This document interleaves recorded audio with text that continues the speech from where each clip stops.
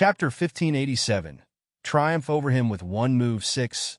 Too much simply too much What was called having gotten an advantage and still flaunting it. Everyone come over and have a look at Su Luo Bei Chen Ying's heart practically shouted this out. It doesn't seem to be that hard to come by Su Luo muttered. Master over there held it in wooden barrels. If it was so hard to come by, wouldn't it be held in a little jade bottle? It's not hard to come by? Bei Chening was so envious he almost cried. Sister-in-law, in the end, do you know what stuff is in the burning blood medicine If Nangong Luyun wasn't like a mountain, standing there and giving off ample deterrence force, Bei Chening would have lifted up Su Luo and shaken her from being excited. Seems to be blood? Su Luo remembered that bloody smell really stung her nose. She almost threw up from smelling it. That was refined from dragon marrow and phoenix blood, also 10th-ranked magical beasts essential blood It is said that only an emperor-ranked apothecary can refine it. Bei Chen was so excited his face turned red. You must know there is only a bit of essential blood from one magical beast Hearing this, Su Luo opened her eyes wide. Is what you just said true? If it was really like what Bei Chening said, then this big gift by Master was really too expensive But Su Luo thought about it and felt it should be correct. There was no free lunch in this world. Since this was a shortcut that defied nature to quickly promote a person's strength, the methods must be full of danger on top of more danger, and extremely difficult. 10th-ranked magical beasts could be ignored, but dragon marrow and phoenix blood, these two ingredients weren't something an average person could get. Don't know where Master found these previously rare ingredients. The most important thing was Emster really used wooden barrels to hold it. Su Luo really used it to bathe in While bathing, she was wishing to run away. Now Su Luo remembered. Her whole face was covered in sweat. Fortunately, at that time she persevered. Otherwise, she would have greatly squandered Master's meticulous care. Burning blood medicine used to bathe in? My God, Bei Chening gracefully placed a hand on his forehead. Burning blood medicine is such a nature-defying medicine. A bottle with a tiny fingernail amount. Its value is equivalent to a purple crystal stone Big sister, you actually used it to bathe in. Can you clearly count how many purple-colored crystals you had bathed away? Su Luo speechlessly scratched her head. That wooden barrel was calculated in kilograms Moreover, it was 9 days in a row that she bathed every day. This cough, Su Luo recalled those purple crystal stones that she squandered could fill up a room, and suddenly, her whole person didn't feel good. Nangong Luyun, seeing Su Luo's face full of distress over the loss, his handsome face had a faint smile. He patted Su Luo on the shoulder, finding this very funny. If you want to sell, take one of the medicinal pills in your hand and sell it. It's the same. Now I don't lack crystal stones, Su Luo smilingly said. If it was before when she lacked crystal stones, when she raised a group of gluttons, money on hand was tight. Maybe she really would take the medicine Master gave her to sell it. But previously, she had just won a lot of crystal stones, and it was estimated that her share was in the 100,000s number. So Su Luo wasn't worried at all about crystal stones. These were all the ones the 10 great families saved, but in one breath, was all won by Su Luo and them. Now, everyone was tightening their waistband and drinking thin porridge. Only Su Luo and the several of them were rich. Su Luo lifted her eyes and saw Bei Chening staring at herself. She smilingly patted his head. If you had said earlier, I would really have saved you some. But now, I have used up all the burning blood medicine. Otherwise, Master wouldn't chase me back. Therefore, Su Luo made a my hands are tied gesture. Alas! Bei Chening gave a long and deep sigh. Chapter 1588. Triumph over him with one move 7. Having an emperor-ranked apothecary as a master really made people jealous, hate, and admire Little Shadow, you seem to have forgotten a matter. Looking at Bei Chening, who was immersed in his own world and having a hard time getting out of it. Su Luo's mouth suddenly hooked up as if harboring evil intentions. What? Suddenly remembering something, Bei Chen Ying's large pretty eyes twitches uncontrollably. Looks like you remembered. Then you won't need me to remind you. Go, go. Su Luo pushed Beichun-ing towards Ziyin. This, that.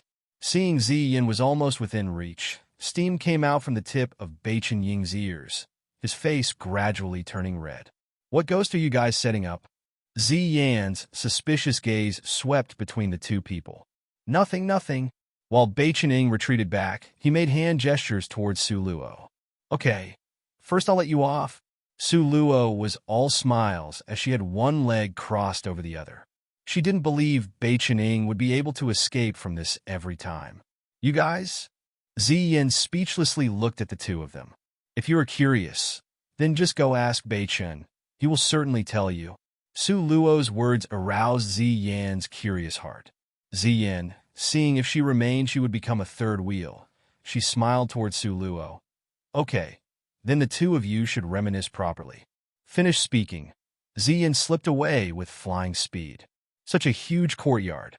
Only Nangong Luyun and Su Luo remained.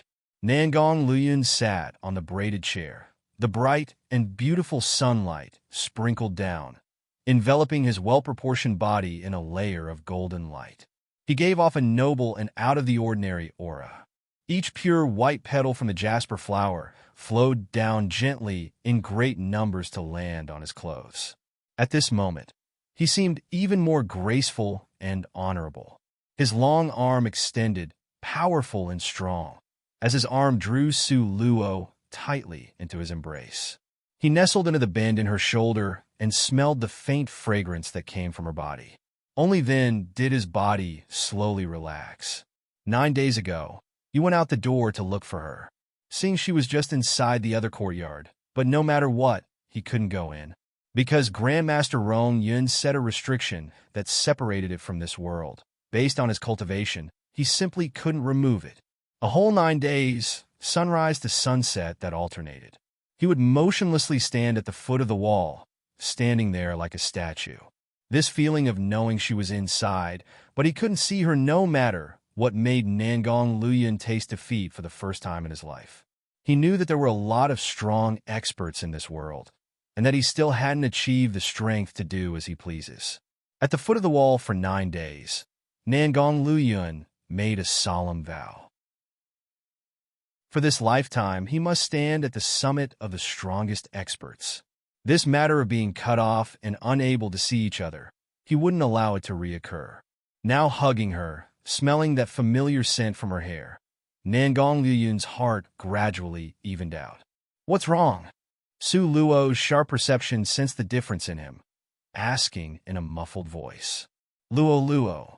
Nangong Luyun cupped her face that was the most beautiful in the world. His fingers delicately caressed her. His ink-like starry eyes had a gentleness that others had never seen before. Yes. Su Luo's tight lips opened slightly. We must not be separated again, okay? The always calm and composed Nangong Luyun, whose expression wouldn't change even if Mount Tai collapsed in front of him. When he said this sentence, there was a trace of trembling in his tone. 9 days, a whole 9 days he couldn't see her. It made him feel like a trapped beast close to the edge. That time, he thought of it again and again. If he didn't have Luo Luo in his life, then what would he do? As long as he thought of this question, the place closest to his heart on his chest would ache dully, a pin cushion like burning pain. It was close to suffocating him. Just thinking of it would feel this painful to him. If it was to really happen, then what would he do? Therefore, Nangong Luyun, who had no sense of security, drew Su Luo to him with his arms and tightly pressed her into his chest. Chapter 1589. To confess his real feeling 1. The night was cool as water. Beichun-ing was emotionally tangled as he stood in the garden. With both hands crossed behind his back, he lifted up his head to look at the sky. Say it. For what matter did you call me over? Ziyin calmly appeared by his side. Today's Beichun-ing was really interesting. He sent a letter into her room and invited her here to chat. Hiccup. He saw Ziyin looking at him with a dead serious expression. That pair of limpid, monochrome clear eyes were like a pure spring. They very cleanly looked at him, and Beichun-ing couldn't say the words at the tip of his tongue. In the end, what did you want to say? So mysterious. If you have words, just say it quickly. I need to rush back to sleep. Ah. Ziyin yawned, turned around, and wanted to leave. Hey, don't go. Beichen Ying's hand grabbed Ziyan's arm, pulling her to a stop. With great difficulty, he had mulled over this feeling for such a long time. If Ziyan left, then wouldn't it all be lost? So say it. You should quickly say it. Ah. Humming and hawing. Hesitating doesn't seem like your young master Beichen's nature. Ziyin patted Beichen Ying's shoulder, full of goodwill. Wu Beichening felt, how could this be a confession? This clearly was the posture of good brothers. Ah, okay? The mood he had brewed with great difficulty, with this pat by Ziyin, had been completely dispersed. Say it. Ah. Ziyin urged him. Oh, it's just that. Beichening, who always went through hundreds of flowers, was embarrassed like a shy little boy. His neck choked with air, his complexion somewhat red. Oh. Ziyin was puzzled. Her monochrome eyes were bright like the stars. Just that. Tonight's night scene is really beautiful. Ah. Beichening raised his head towards the sky, putting on an appreciating posture. Ziyin used the expression of looking at a crazy person to gaze at Beichening. In the middle of the night, you invited me out just for this? Perhaps he had a high fever? Ziyin thought of this, and in the next moment, she stood on tiptoes to check Beichen Ying's forehead. Not warm or hot, just right. Ah. Didn't seem as if his brain was burned until it broke. Beichen Ying's brows wrinkled as if it was tied in a knot. Did he really look like a person whose brain was burned until it broke? Humph, humph. Say that, I'll just say it. Beichening arrogantly encouraged himself in his heart. Then you just say it. Ziyin unhappily shrugged her shoulders. Beginning of spring was cold. In the middle of the night, the wind was a little bit cold. Yin, Beichen Ying's tone had a sexy charm. But he had just said this nickname, and Ziyin immediately spurted out her laughter. Ha ha, ha. Ziyin covered her belly as she nearly fell to the ground from laughter. Beichening, tonight, did someone take over your body? Yin? Beichening had a helpless and depressed expression at this woman who wouldn't cooperate. This was the nth time he regretted signing that nobleman's agreement with Su Luo. On the agreement, it was clearly written that if he lost, he must confess to Ziyin in a night that had the best atmosphere. Moreover, he can't just carelessly confess, he must get the other party's response. Ziyin, in this way, undermined his plan. How could he continue the performance? Beichening gloomily scratched the back of his head. If you want to say it, how could he be so stupid? He clearly knew Su Luo. That girl's luck was extremely good. She had never lost a bet. How could he have so easily walked into her trap and was cheated by her? Finished silently cursing in his heart, Beichening once again secretly encouraged himself. Wasn't it just a confession? He was the young Aster Beichen that had a building of girls admiring him when he rode a horse across a bridge. How could he be stumped by this? As a result, Beichening took a deep breath. After mulling things over, he continued with the scene from before. Chapter 1590. To confess his real feeling. 2. Yin, you look, how beautiful is tonight's scene, just like your peerlessly beautiful face. Closing his eyes, Beichen Ying's appearance of being a distinguished and elegant young master quickly jumped out. Ziyan's face was red from choking back her laughter, but she was curious as to what other shocking words Beichening would say. So, with great difficulty, she restrained her laughter and began to get into character in this play. Really? But don't you think Luo is much prettier than me? Ziyin lifted up her palm-sized little face. Her star-like eyes seemed to be washed clean by water, clear and moving. Although Luo is pretty, how could she reach a bit of your position in my heart? Beichening passionately grasped Ziyan's hand, eyes full of affectionate emotions that couldn't be contained. The words of love came out nonstop. You look at the hundreds of flowers that are blooming in this courtyard. How could they reach even 1% of you? Able to have younger sister Yin accompany me to appreciate the flowers and the full moon. Older brother Beichen feels that the wind blowing in my face has a sweet and delightful scent, as if I am lingering in paradise. Oh. Ziyin restrained her feeling of wanting to throw up and turned her head away. Older brother Beichin. Damn. After straightening out her mood, Ziyin turned around. She had a puzzled-to-the-bone expression. Her blood-red painted fingernails poked at Beichin Ying's chest. Older brother Beichin, in the end, what do you want to do? If I could be with younger sister Yin for the rest of my life as a pair, then how beautiful would it be? Ah, younger sister Yin, how do you feel about it? That pair of eyes on Beichin Ying's face that was like stars continuously blinking, releasing an endless electric current. I feel. Dreaming would come a lot faster. Is teasing your old mother, really fun? She had just finished speaking when Ziyan's fist smashed over. Beichin Ying's head flipped back, his chin almost dislocated. Oh, Su Luo couldn't bear to watch and cover her eyes. This Beichin Ying, if you're going to confess, then confess. Why be so sickeningly sappy? Look, aren't you asking to be beat up? Su Luo, hiding in the flower bushes, couldn't help but sigh. Looks like this time, as a matchmaker, it will end with a defeat. Just when Su Luo was sighing helplessly, all of a sudden, Beichin Ying's body that was leaning back suddenly made a half-circle, abruptly throwing himself forward. Ziyin was just rubbing her tough-as-nails fist and completely didn't notice Beichin Ying's body being thrown forward. When she realized it, everything was already too late. Bang, the two youthful figures directly fell backwards. Beichin Ying's body directly pressed Ziyan's underneath him. The two people's lips met. For eyes made contact, looking lifeless. The world seemed to have stopped at this moment. Su Luo's eyes were opened wide from surprise. Soon after, she looked towards Nangong Luya.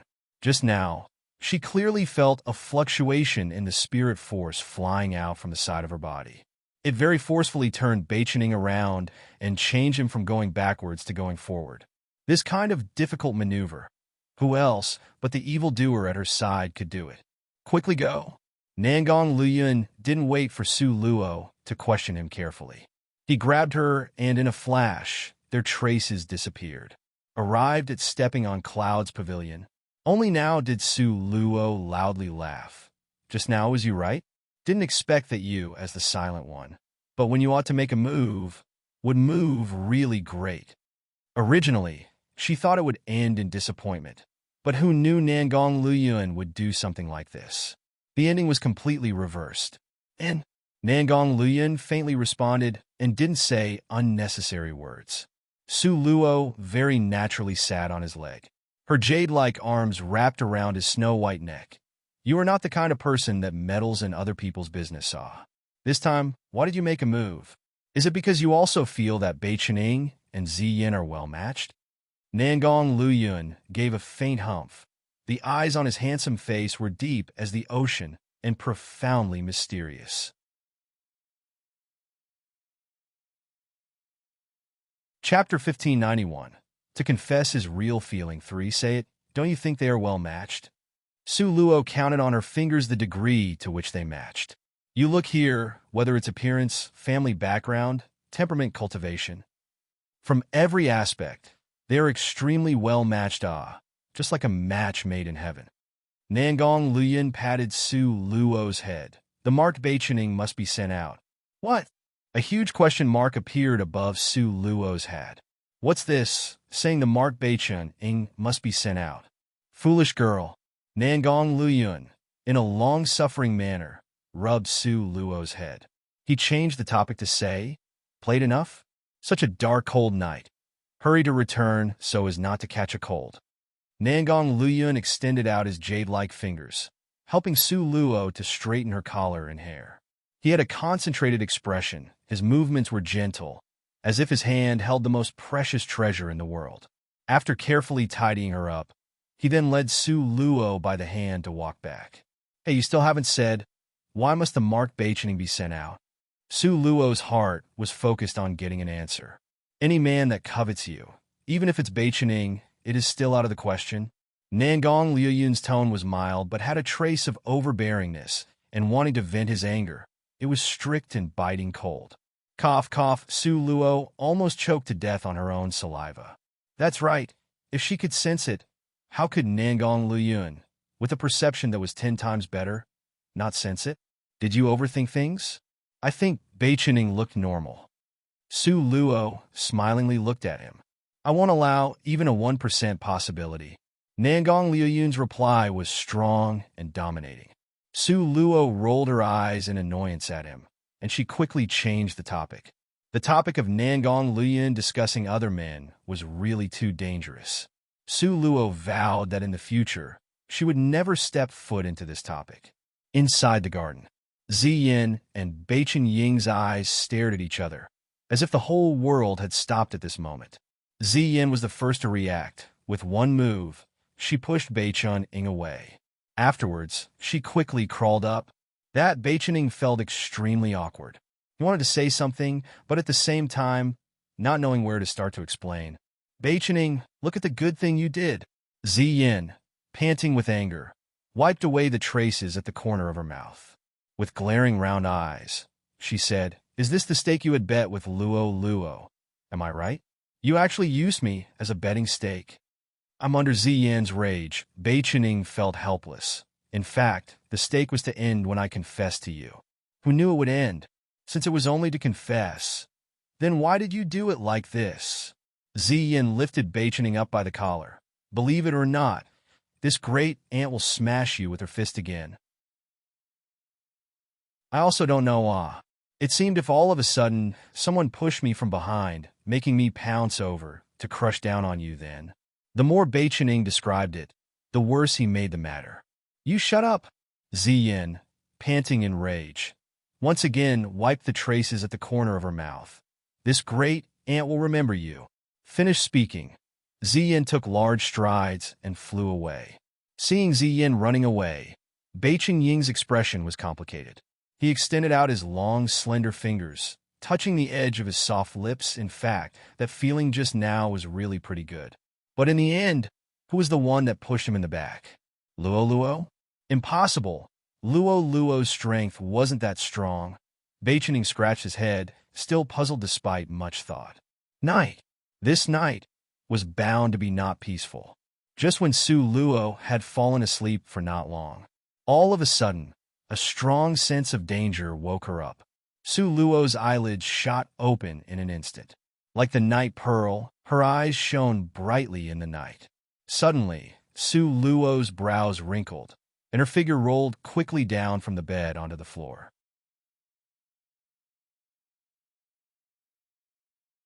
Chapter 1592. To confess his real feeling. 4. At the same time, the dagger that glittered with frost appeared in the place Su Luo was at. There were actually assassins that came to kill her. This dagger came too fast and too suddenly, so fast that Su Luo almost couldn't react. Fortunately, her sharp perception of danger made her subconsciously move, and she rolled to the ground. Thus, she avoided the strong killing move. At this moment, a faint shadow suddenly appeared inside the room. The dagger was lifted up high. That virtue image once again fiercely stabbed towards Su Luo's neck.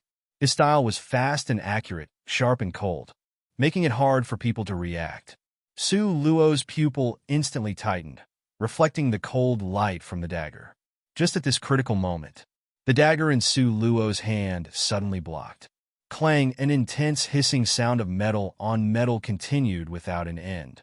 Dagger and dagger blocked each other, colliding together. Momentarily, sparks flew in all directions. That virtual image didn't retreat and instead pushed forward. And Su Luo's figure was continually pressured to make her move back. In the end, with a thump sound, Su Luo's back was against the firm wall. And at this moment, before her was the edge of the blade with a murderous aura. There was also that pair of eyes, flashing with bloodthirsty light. The edge of the blade stabbed towards Su Luo's eyes. The moonlight shot into the room through the window, scattering in a clean room.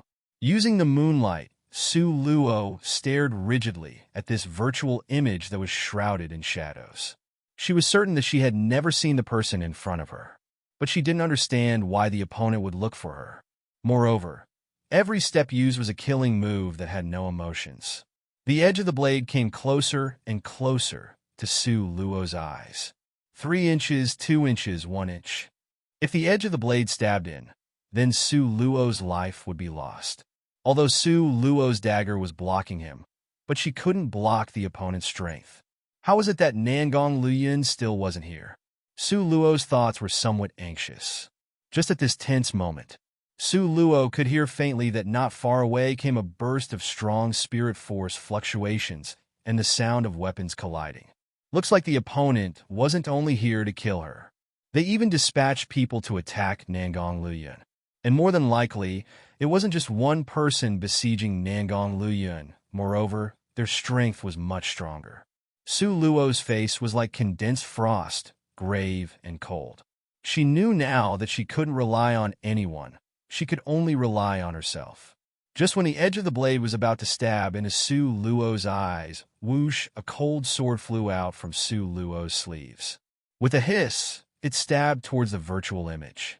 Cheng-Ying's sword, at the critical moment, automatically flew out, protecting its master. Once Cheng-Ying's sword appeared, it ruthlessly stabbed into the virtual image.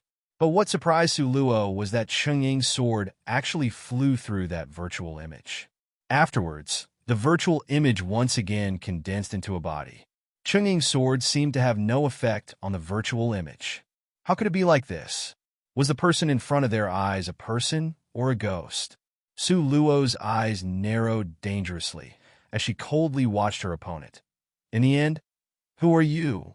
The opponent's mouth hidden in the shadow hooked up sinisterly, eyes shooting out a strange light that terrified people. Encountering his gaze, Su Luo's mind was dizzy for a split second. Just at this moment, another figure flew over, similarly dressed in a black cloak that enveloped her from head to toe. Her speed was very fast, so fast as to leave one image after another. At this moment, her hand lifted up a black sword, with the sword pointing direct at Su Luo's head. Unable to avoid it, quickly wake up. Inside her space, the little stone exploded out with an angry shout. At the same time, his figure quickly flew out, both hands forming fists, forcefully meeting that sharp sword. The black sword's light was red-hot, full of murderous spirit. The little stone, dressed in Elder Ancestor Mo's body, his fist was like iron, quickly exploding towards the sword point.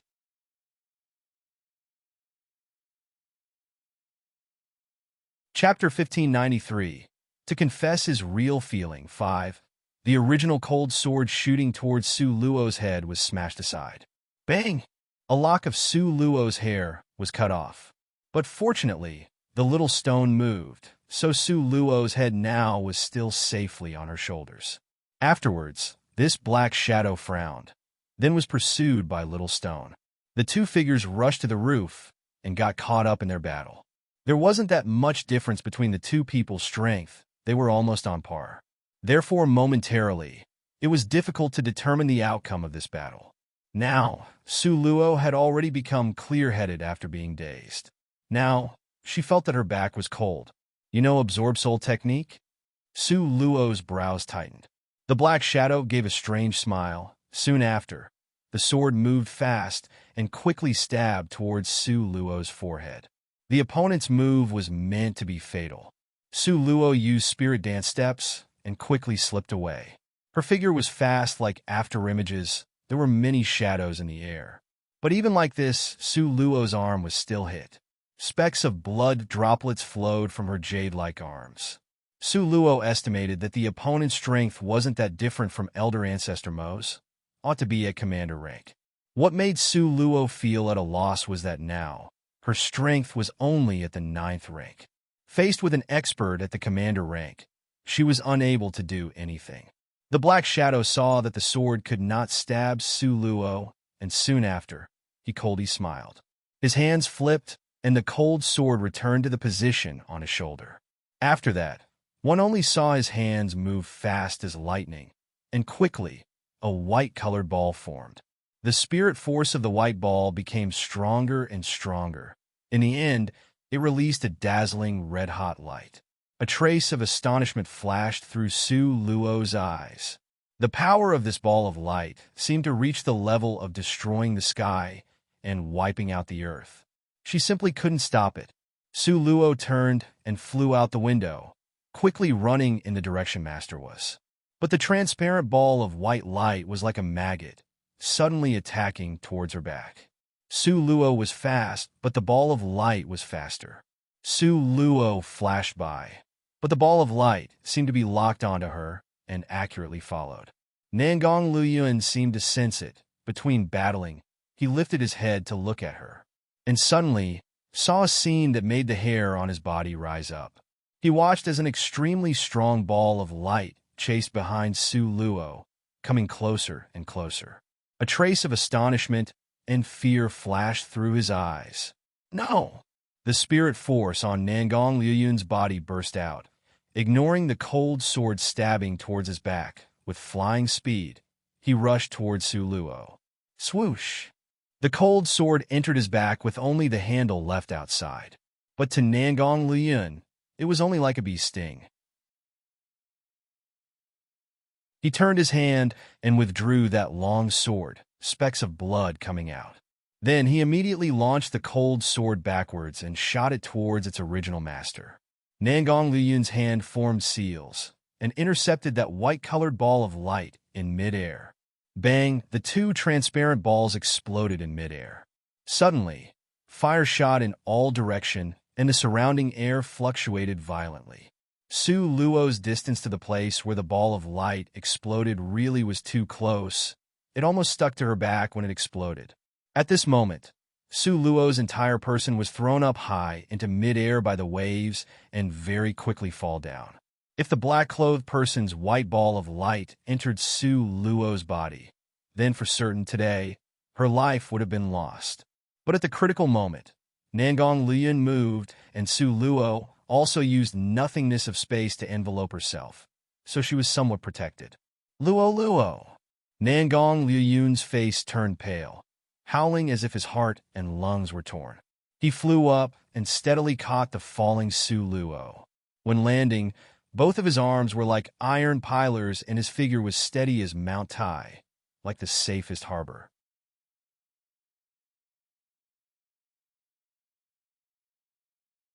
Chapter 1594, To Confess His Real Feeling, 6. But the Su Luo being hugged completely didn't know that the back of Nangong Luyuan's white robe was dyed full of blood. The blood rushed out like spring water. In an instant, the white clothes seemed to have been dredged up from a river of blood, full of a glaring red. But Nangong Luyuan simply didn't feel the pain and also didn't remember he was wounded.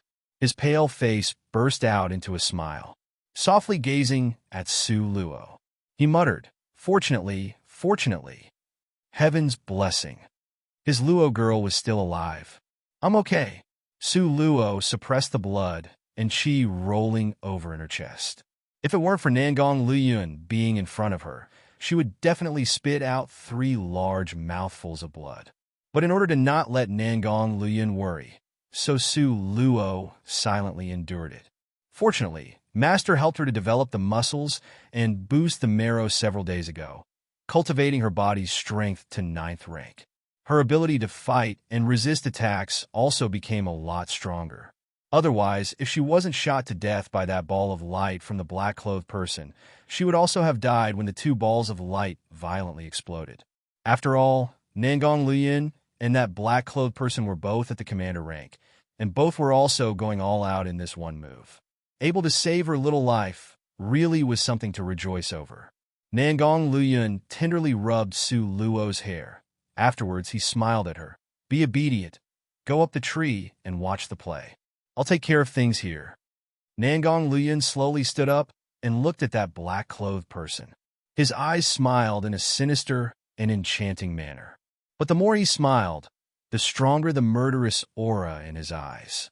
Meeting Nangong Luyuan's sinister and extremely ruthless gaze, a cold air started to faintly rise up in that black-clothed person's heart. Similar to seeing the Azura that came from hell, he subconsciously fell back a step. But very quickly, he became aware that something was not right, and soon after, took a step forward. But just such a tiny movement was able to declare a win or loss. One front, one back, the 2 figures quickly rushed towards Nangong Luyuan. Nangong Luyuan's eyes narrowed dangerously. He flipped his palm, with lightning in his left hand and water in his right hand. just when the two people's long swords were pressuring closer. Nangong Liuyun's alluring red lips hooked into a sinister and strange cold smile. Nangong Liuyun's left hand and right hand, ball of lightning and ball of water. In an instant, the two became one. The water lightning shot fire sparks in all directions with sizzling sounds. The lightning flashed and thunder sounded, rushing towards the heavens. Go die! Nangong Liuyun's sinisterly exploded out with a scathing, murderous aura. Dare to harm his Luo girl. These people must all die. The lightning exploded. It divided into fire snakes. One in the front, one in the back. It attacked the two black figures. The element-fused strength increased by several-fold. Let alone to say it was a mix of lightning and water element. These two elements fused simply redoubled in power. It was simply not as simple as 1 + 1 = 2. The two black-clothed people exchanged a glance, a strange, astonished expression flashing through their eyes. Two people quickly flew backwards, prepared to escape without a trace. Because their perception of danger told them, this attack, they completely couldn't block it. This was a killing move that wouldn't be dispersed. Puff! The two dragon snakes followed relentlessly, like maggots that drilled into the bone.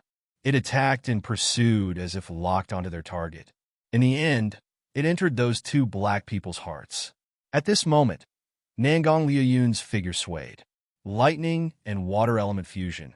This killing move was called 100 Tons Thunderous Lightning. This move's destructive power was very strong, but after using this move, all of the spirit force in his body would have been sucked out, so he wouldn't even have the strength to stand up. Su Luo, seeing his condition, immediately rushed up to support his body. But at this moment, she discovered her hands were sticky. Then looking at it carefully, it was actually all bloodstains.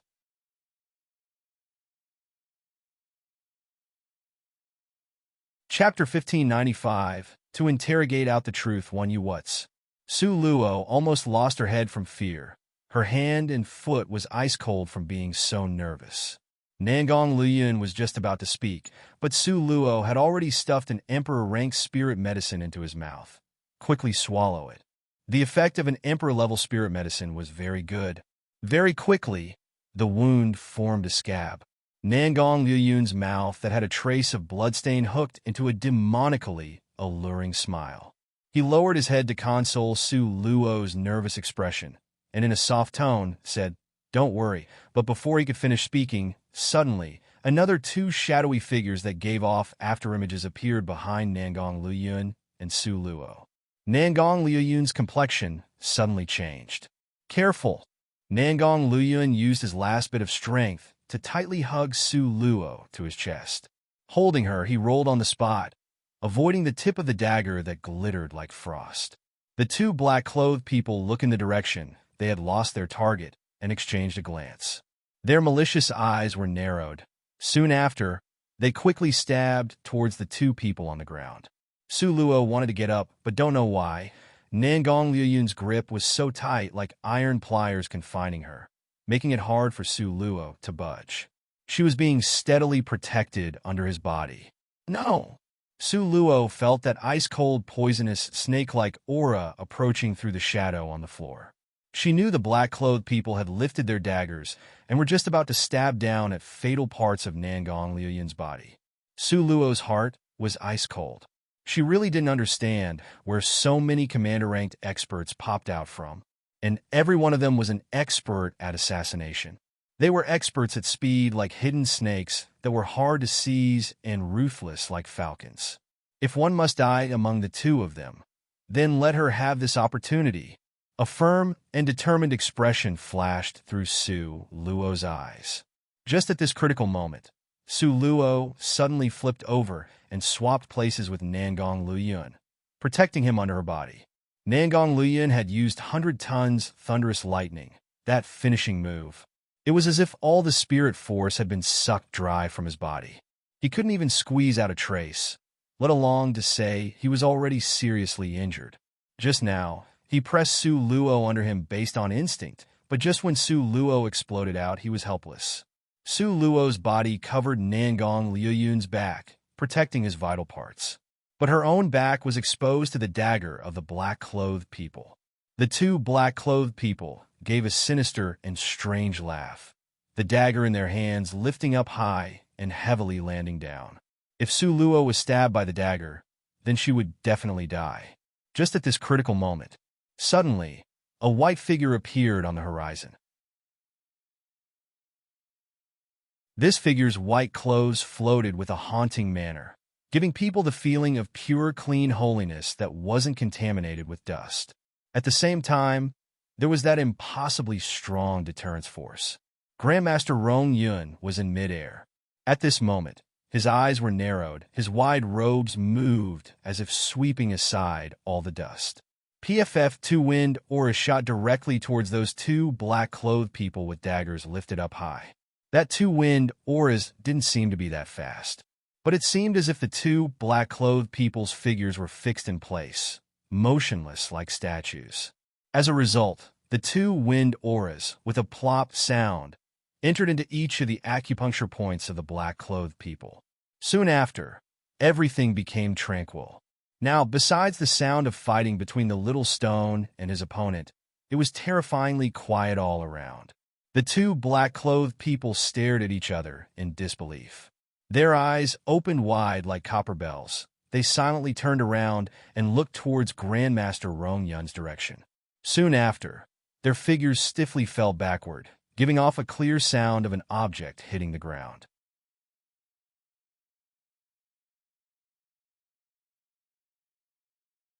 Chapter 1596. To interrogate out the truth, too.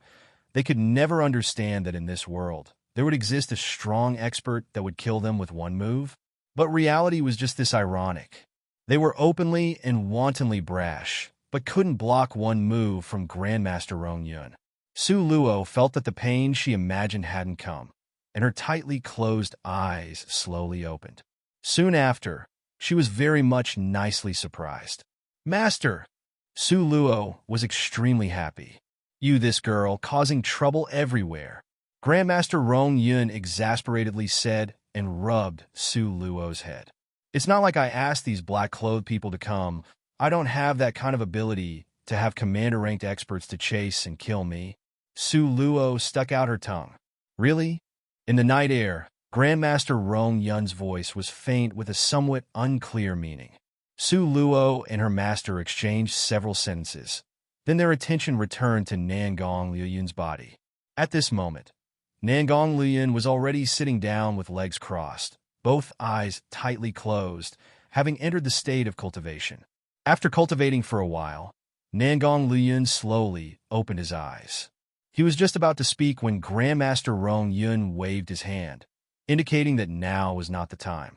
At this time, the little stone and that black-clothed person's battle had gradually entered the end.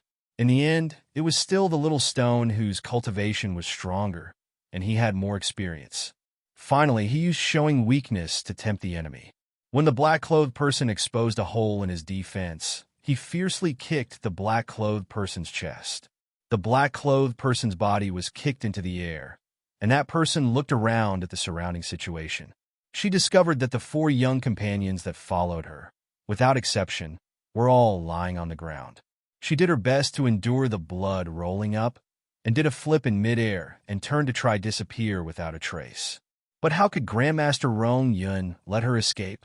That white light exploded from that white jade-like palm, as if the center of the palm had a strong, attractive force. A light beam appeared on the back of the black-clothed person. Afterwards, she couldn't control her own body and continuously moved in reverse. If one could see her face, they would know now how panicked she was compared to her normal ice-cold zombie-like expression. The black-clothed person was unwillingly sucked in by Grandmaster Rong Yun's palm. Grandmaster Rong Yun pinched her neck. Another palm slapped over, and all the spirit force on her body was completely obliterated. Soon after, Grandmaster Rong Yun tossed this feeble body to Su Luo. In a clear tone, he said, "Bring her to the side and interrogate her well." Su Luo looked at the other 2 black-clothed figures laying on the ground, and the corner of her mouth hooked into a smile. She very quickly lifted up that black-clothed woman and ran out. She knew of Master's interrogation skills. To split these people and interrogate them separately, then compare the results, they would be able to tell which of the information from the interrogation was true or false.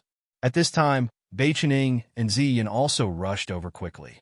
Grandmaster Rong Yun straightforwardly used them too. Lifted up the other two black-clothed people and let them interrogate. Su Luo and the others arrived at a courtyard in the back. In passing, they tossed the black-clothed woman on the ground. With both hands at her hips, the corner of her lips lifted up into a mocking cold smile. Cough, cough, cough, the black-clothed woman coughed nonstop, as if she was about to cough up her lungs. Now, her entire body's cultivation was destroyed. She was better off dead. Her will to beg to live was very weak. Just be straightforward. Kill me. The black-clothed woman leaned against a pillar and gasped for breath. Before, in her eyes, Su Luo was merely an insignificant ninth-ranked ant-like existence that could be destroyed with a lift of her hand. But now, fortunes had changed, and she was actually interrogating her. How could the proud and arrogant black-clothed woman endure this kind of insult? Su Luo's body leisurely squatted down, her gaze at the same level as the black-clothed woman.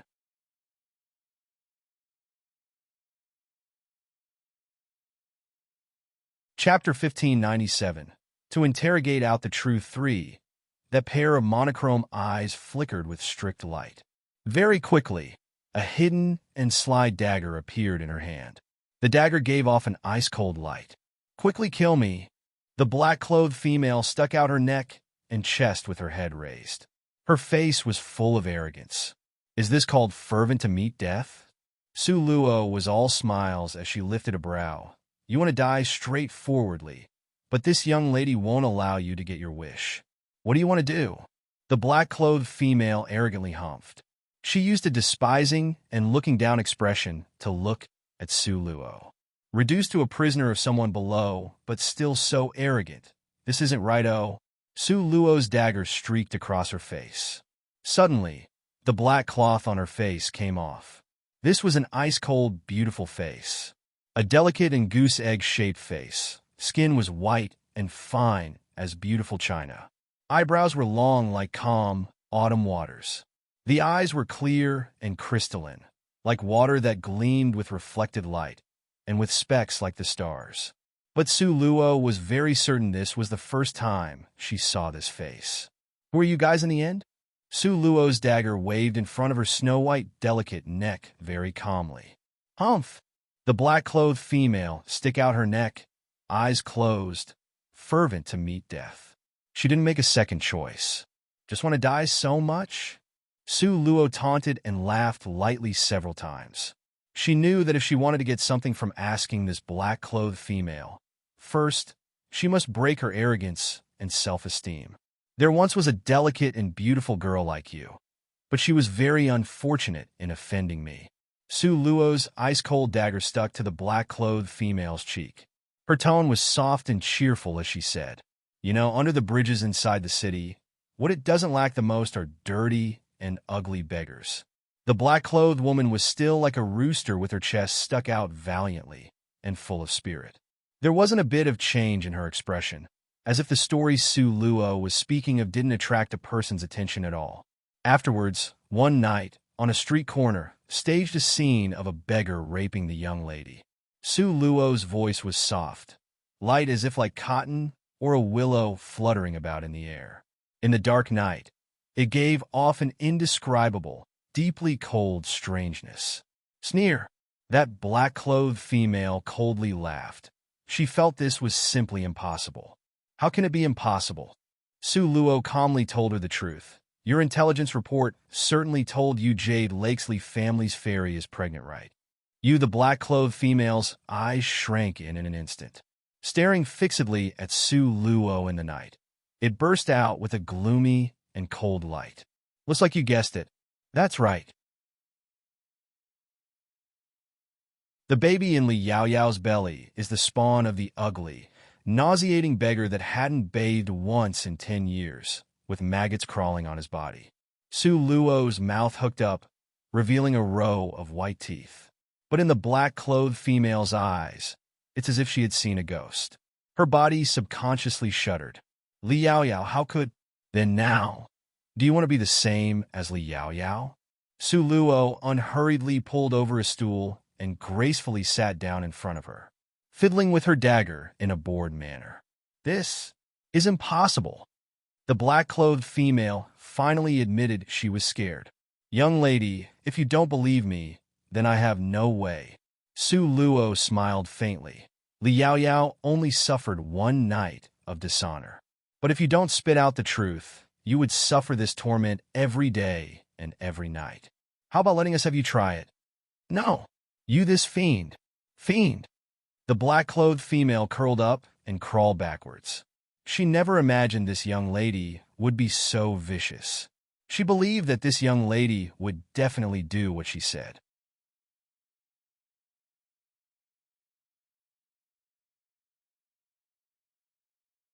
Chapter 1598.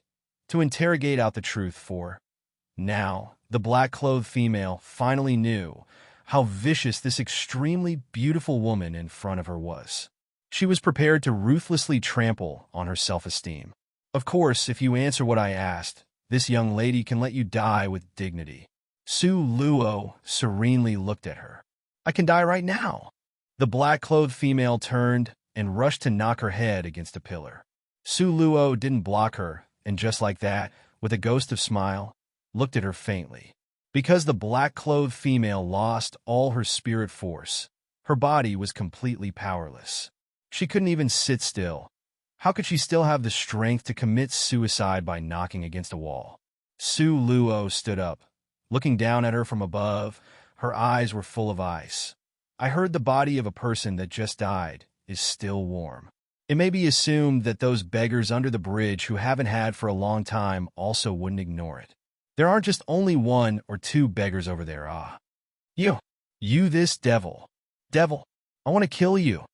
The black-clothed female never expected that Su Luo, who was also a girl, could say such things without blushing and gasping for air. Her matter-of-fact tone let her know that Su Luo's methods were even more cruel than this assassin's. I will count from 1 to 3. As to the final result, it just depends on your choice. In any case, you still have 2 companions that didn't die. Su Luo's mouth hooked into a sinister smile.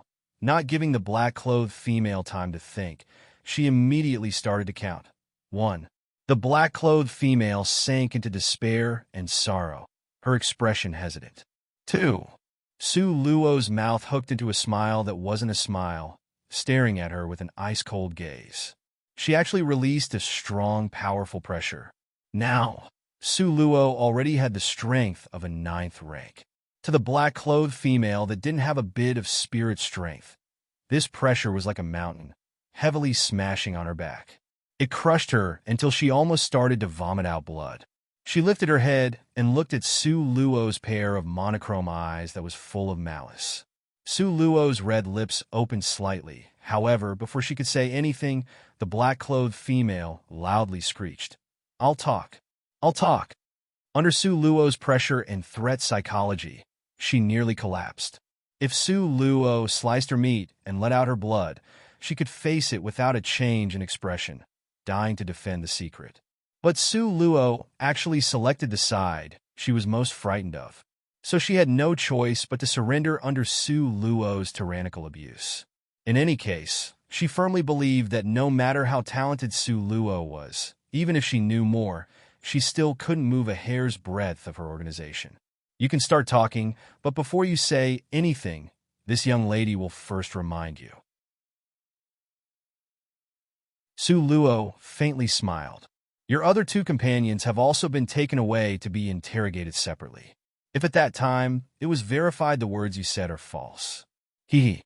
Su Luo gave the black-clothed female a profoundly mysterious expression. The black-clothed female's eyes, in an instant, became stiff. Soon after, she stared at Su Luo coldly. What do you want to know? Your name? Iwuchi-one. Why are you called Iwuchi? An insight flashed through Su Luo's mind. Asking this question, she just wanted to confirm her guess. In the organization, I'm ranked at the 157th spot. The black-clothed female's brows were wrinkled deeply. This wasn't a secret, saying it shouldn't be a problem. When Su Luo heard this, her expression stiffened slightly. This black-clothed female could fight evenly with Elder Ancestor Mo, and she was actually only ranked at 157 in her organization. Wasn't this a bit too funny? Were there so many strong experts in this world?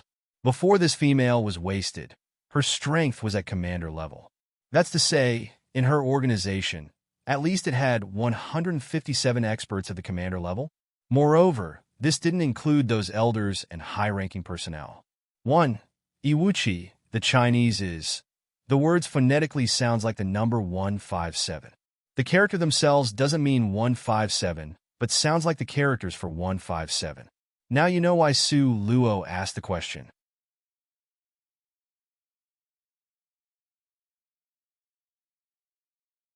Chapter 1599.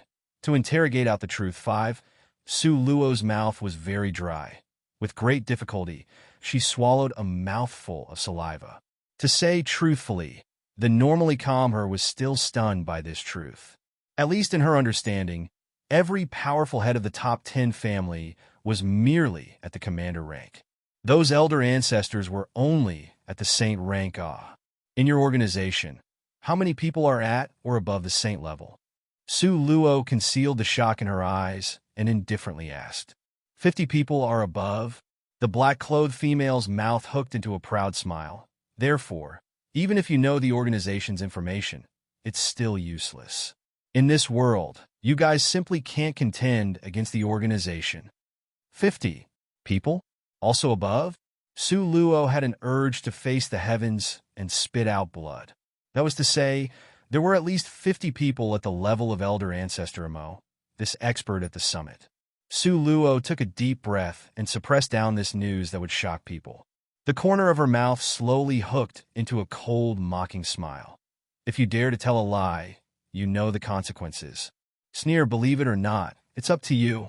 The black-clothed female's gaze was ice-cold. If you dare to dishonor me, the organization absolutely won't let you off.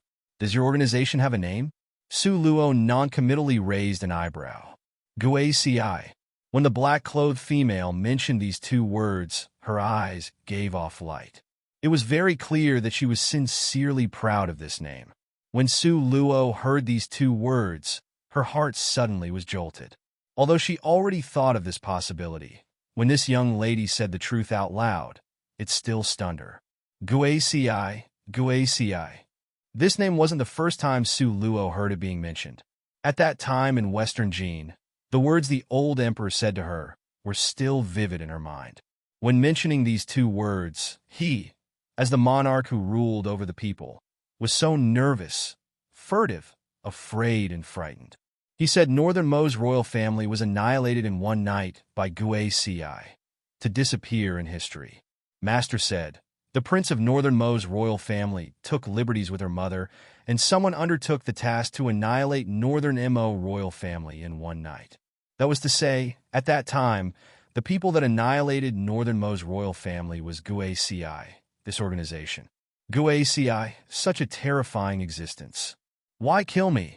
Su Luo stared at the black-clothed female indifferently.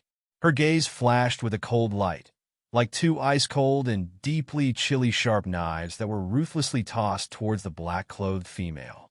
The black-clothed female bit her lip and turned her face away. Don't want to say it? Su Luo squatted down, the dagger waving over the black-clothed female's face. Then I want to dig out your eyes, cut off your nose, chop off your ears. Then maybe you'll talk, right? You want to kill, then kill. Why waste words? The black-clothed female, panting in rage, glared at Su Luo. Want to infuriate me, so I can kill you with one blow, so death solves all problems? I think you probably forgot those beggars are very interested in. Moreover, even if I dig out your eyes, cut off your nose, chop off your ears, I would still toss you for the beggars to use. Su Luo's words very ruthlessly pinched out the black-clothed female's hope. You! Talk! Su Luo calmly sat on the chair, unhurriedly raising her chin, watching her with a ghost of a smile. Talk, then talk. The black-clothed female gave a cold humph. Because of Su Qing. Su Qing? Su Luo frowned deeply. What does this have to do with Su Qing? Last time, when she and Su Qing had that life-and-death duel, she was still at 5th rank. But this time's meeting, Su Luo had exploded up to 9th rank. This was a very astonishing matter. Could it be that the first time Su Qing disappeared had something to do with GUACI, this organization?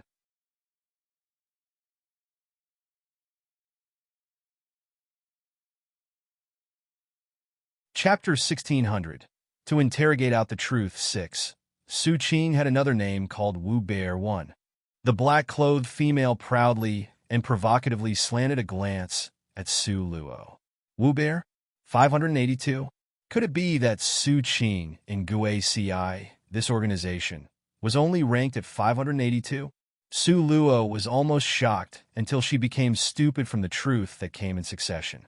Su Qing's strength wasn't bad. If during the roaming dragon list competition, her luck wasn't so bad as to encounter her, Su Luo, Su Qing could steadily enter the top 10. But when she entered GUACI, this organization, she was only ranked at 582. This, Su Qing's innate talent was very lacking, and was promoted to 9th rank by force in order to kill you. It's a pity she failed. The black-clothed female said as she smiled coldly. Only to avenge Su Qing. You guys would dispatch 5 commander-rank assassins? In any case, Su Luo didn't believe it. Anyway, it's just like this. The black-clothed female bit her teeth and refused to say more. Then that's to say, the target of you guys' assassination this time is me, right? Su Luo's eyes were a remote and deep cold. Without a doubt, that's right. No one purchased your services to kill people? No. Is your head male or female? In the end, Su Luo asked a question that didn't seem to have any relationship to anything, but was a very important question to her. At that time on the battle stage, why would that person save Su Qing? Even the black-clothed female looked down on Su Qing's talent. In GUACI, who would attach much importance to Su Qing? Then thinking in another direction, if the person who saved Su Qing's goal wasn't Su Luo, but rather it was her, Su Luo's brows furrowed deeply, because the more she thought, the more she felt this had a greater probability. But Su Luo once again sank into deep doubt, an unresolved puzzle. According to Western Jin, older emperor's account, at that time, didn't that mysterious male have a good relationship with mother? Why would the current GUACI have her as a target of assassination? Moreover, at that time, Master placed her as an infant to be raised in Su manner. He also used alter the appearance to change the reflection technique on her. Did this have an inseparable relationship with the GUACI organization? If the leader behind the scenes of GUACI now is a woman, then this scene of targeting her for assassination would be very easy to explain. But the black-clothed female's replay made Su Luo lose hope. How could it be a woman?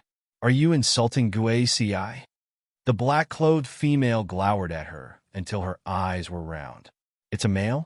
Was it still the mysterious male from back then? It didn't seem like it. At that time, those males that liked mother, such as Master, such as Purgatory City Master, all took very good care of her. How could he dispatch people to come kill her? Su Luo remained puzzled after much thought. Finished asking, the black-clothed female's cold voice came. Su Luo gloomily glared at this female. She might as well have not asked. The news that she interrogated out were all extremely bad news to her. There was no good news. Su Luo lifted her head, lifted up the black-clothed female, and placed her back in the original place. But Su Luo had just walked by the corner when she saw Nangong Luyun reclining against a deep red pillar. He gazed deeply at her. Under the moonlight, his extremely handsome face became even more alluring and demonically charming, giving off an attractive force that made people suffocate. That pair of beautiful eyes were deep as the vast sea, profoundly mysterious, unable to see clearly into the depths. Very clearly, he had heard everything of her and the black-clothed female's conversation. Su Luo originally didn't feel it would matter. But Su Luo suddenly recalled her using Li Yaoyao's matter to threaten the black-clothed female, her heart couldn't help but tighten. Li Yaoyao had that kind of ending, only had herself to blame. She didn't do anything, but Su Luo lifted her eyes to look at Nangong Luyun and wanted to say something, but found that her throat was pinched. She couldn't say a word. One, Wu Bear. Yep, you guys guessed it, although the Chinese characters is not the same for 582, but phonically it sounds like 582.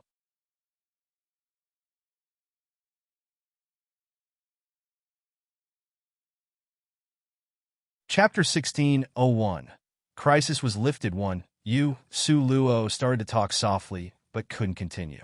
Nangong Luyun slowly walked toward Su Luo.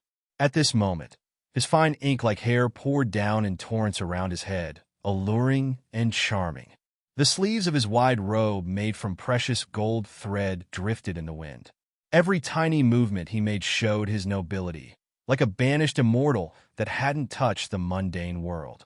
You had no choice but to say, Nangong Luyun had domineeringness and strength, at the same time possessed a sex appeal that would make one give up their lives.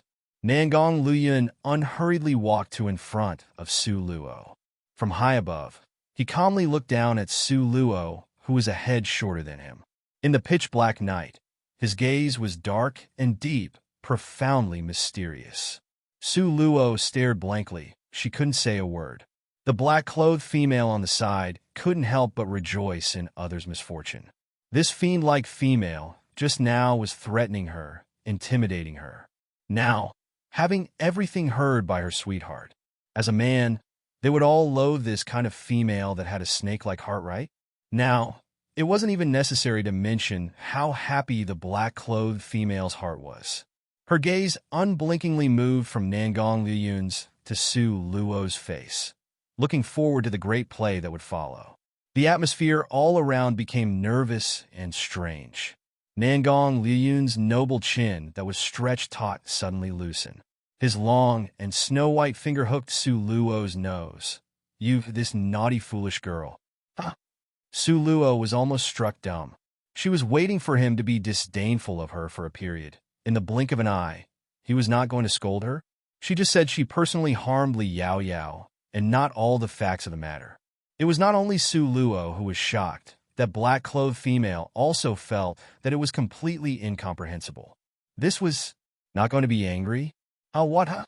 Nangong Luyun's long fingers flicked Su Luo's forehead. "You are not angry?" Su Luo looked at him in disbelief. "Why get angry?" Nangong Luyun looked at her with puzzlement. That pair of star-like eyes seemed not to understand. Li Yaoyao's matter. Su Luo very kindly reminded him. Although her aftermath wasn't something I directly brought about, only it had some indirect relationship to me. Besides, after all, you guys formerly had, there weren't any former things. Nangong Luyun's snow-white, jade-like finger was placed on Su Luo's red lips. His eyes were extremely beautiful and deep, determinately gazing at her, full of love, adoration, and domineeringness. "No matter what you do to her, I will always stand on your side. Don't tell me I need to tell this to you once more."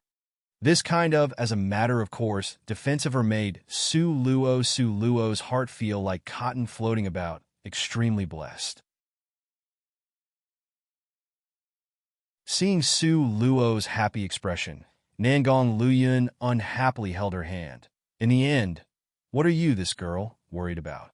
If it weren't for last time that she was lucky and ran away quickly, she would have already died in my hands. You still think I would do something for her? That's right, oh.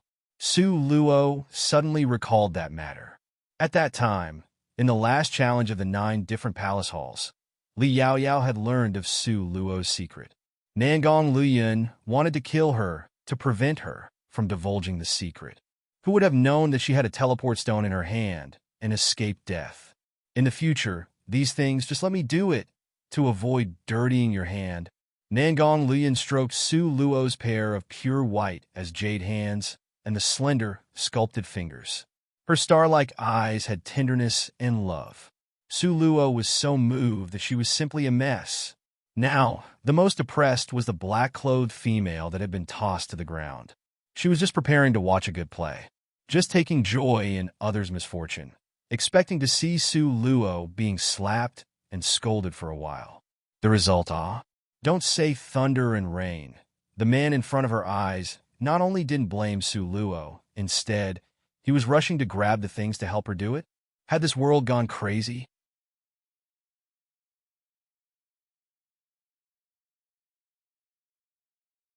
Chapter 1602. Crisis was lifted too. This black-clothed female, because of excitement, her breathing became a bit rushed. But just this bit let her suffer the calamity of death. Finish the interrogation? Nangong Lian frowned and looked at that female on the ground in a bad mood. Yes, interrogated out a bit of information.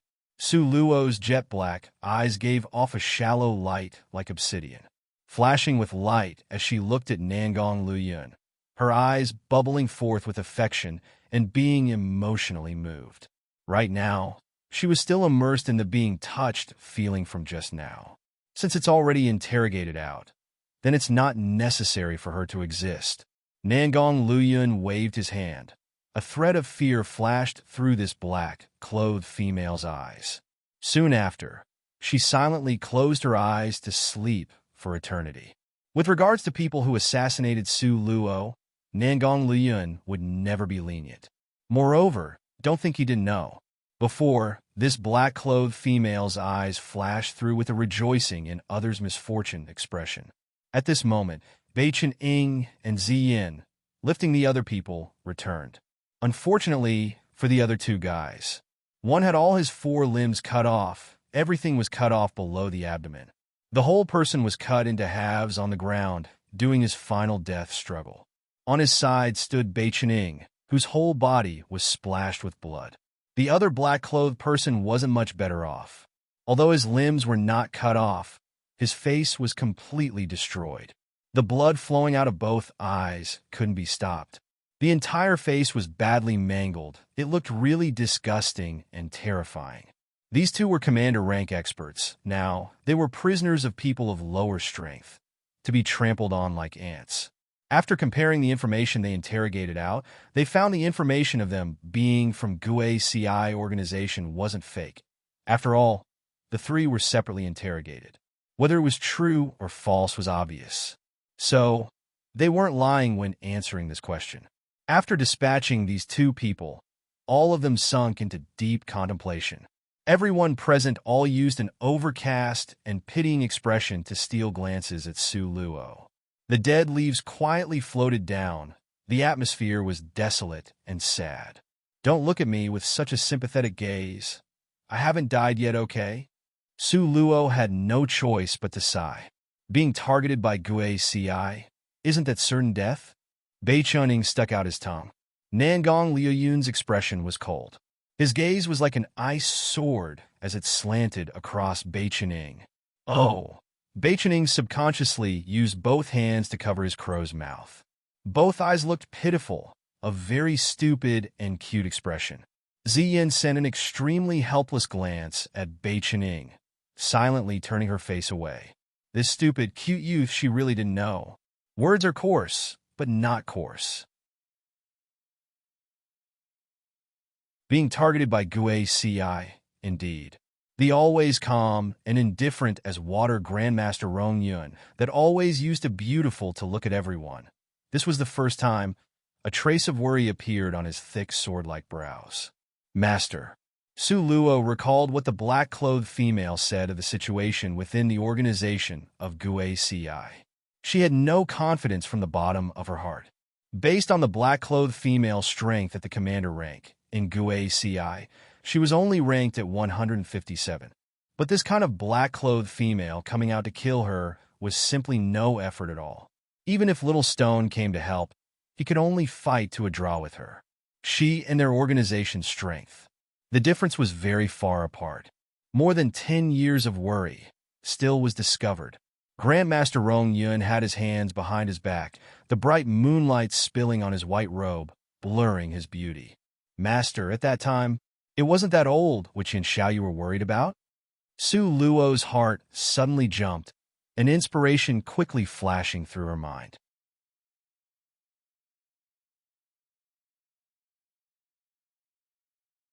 Chapter 1603. Leave the mainland, wonder. What qualification does she have for this master to worry about? Things had reached this stage. Grandmaster Rongyun expressed that he didn't plan to conceal it from Su Luo. Back then, the reason I placed you to be raised in Su Manor was to avoid the sharp point of Guaci. But didn't expect this day had come. Everyone's expression was different. So, it turned out Su Luo's background had such a deep relationship with the legendary Guaci. Guaci, an existence that terrified the people. All the powers combined on the mainland might not be able to contend with this huge monster. Now, its gaze was targeted at Su Luo. Now, Bei Chening and Ziyan's gaze had more pity when looking at Su Luo. Guaci Luo Luo, how did you provoke Guaci? Moreover, it was before you were born that you provoked them. What kind of character is this? Bei Chening rubbed his head, gasping in amazement. Are you taking joy in others' calamity? Su Luo's tone was joking, the corner of her mouth hooking up, displaying a brilliant smile. Don't dare, don't dare. Bei Chening immediately split out his tongue. Grandmaster Rongyun's gaze was deep as he looked towards the sky. After quite a while, he left this sentence. Tomorrow, set out on the journey to secret roaming dragon territory. So quickly. According to the original time set, there were still 10 more days. Set out on the journey tomorrow afternoon. Grandmaster Rongyun faintly left this sentence. His chilly gaze swept by Su Luo, then immediately beckoned towards Nangong Luyun. Don't know what Grandmaster Rongyun said to Nangong Luyun. His expression became even worse. His eyes were like 1,000 years of accumulated ice, flashing with a cold light. After Grandmaster Rongyun finished instructing him, immediately, a white light flashed and his figure disappeared in place. Having such a powerful, domineering, biased, and overprotective master, I only have these few words. Envy, hate, and jealous to death. Bei Chenying's pair of eyes shone. Grandmaster Rongyun was absolutely a super strong expert that could call the wind and summon the rain. Originally, every powerful family had agreed to the time he would de-emphasize to so easily just change it. Naturally, my master is the best under the heavens, Su Luo said very much proudly. He looked extremely handsome, with a cultivation strong enough to grab, on top of being biased and overprotective all towards her. He really was too cute. Only Su Luo was very suspicious. In the end, what did Master tell Nangong Luyun? How was it that his entire person became an ice sculpture standing there, giving off cold air from head to toe? Looking at him made people feel terror. Su Luo quickly walked over, wrapped her hands around his arm, and asked in a soft voice, "What's wrong? Did Master ask you to do something difficult?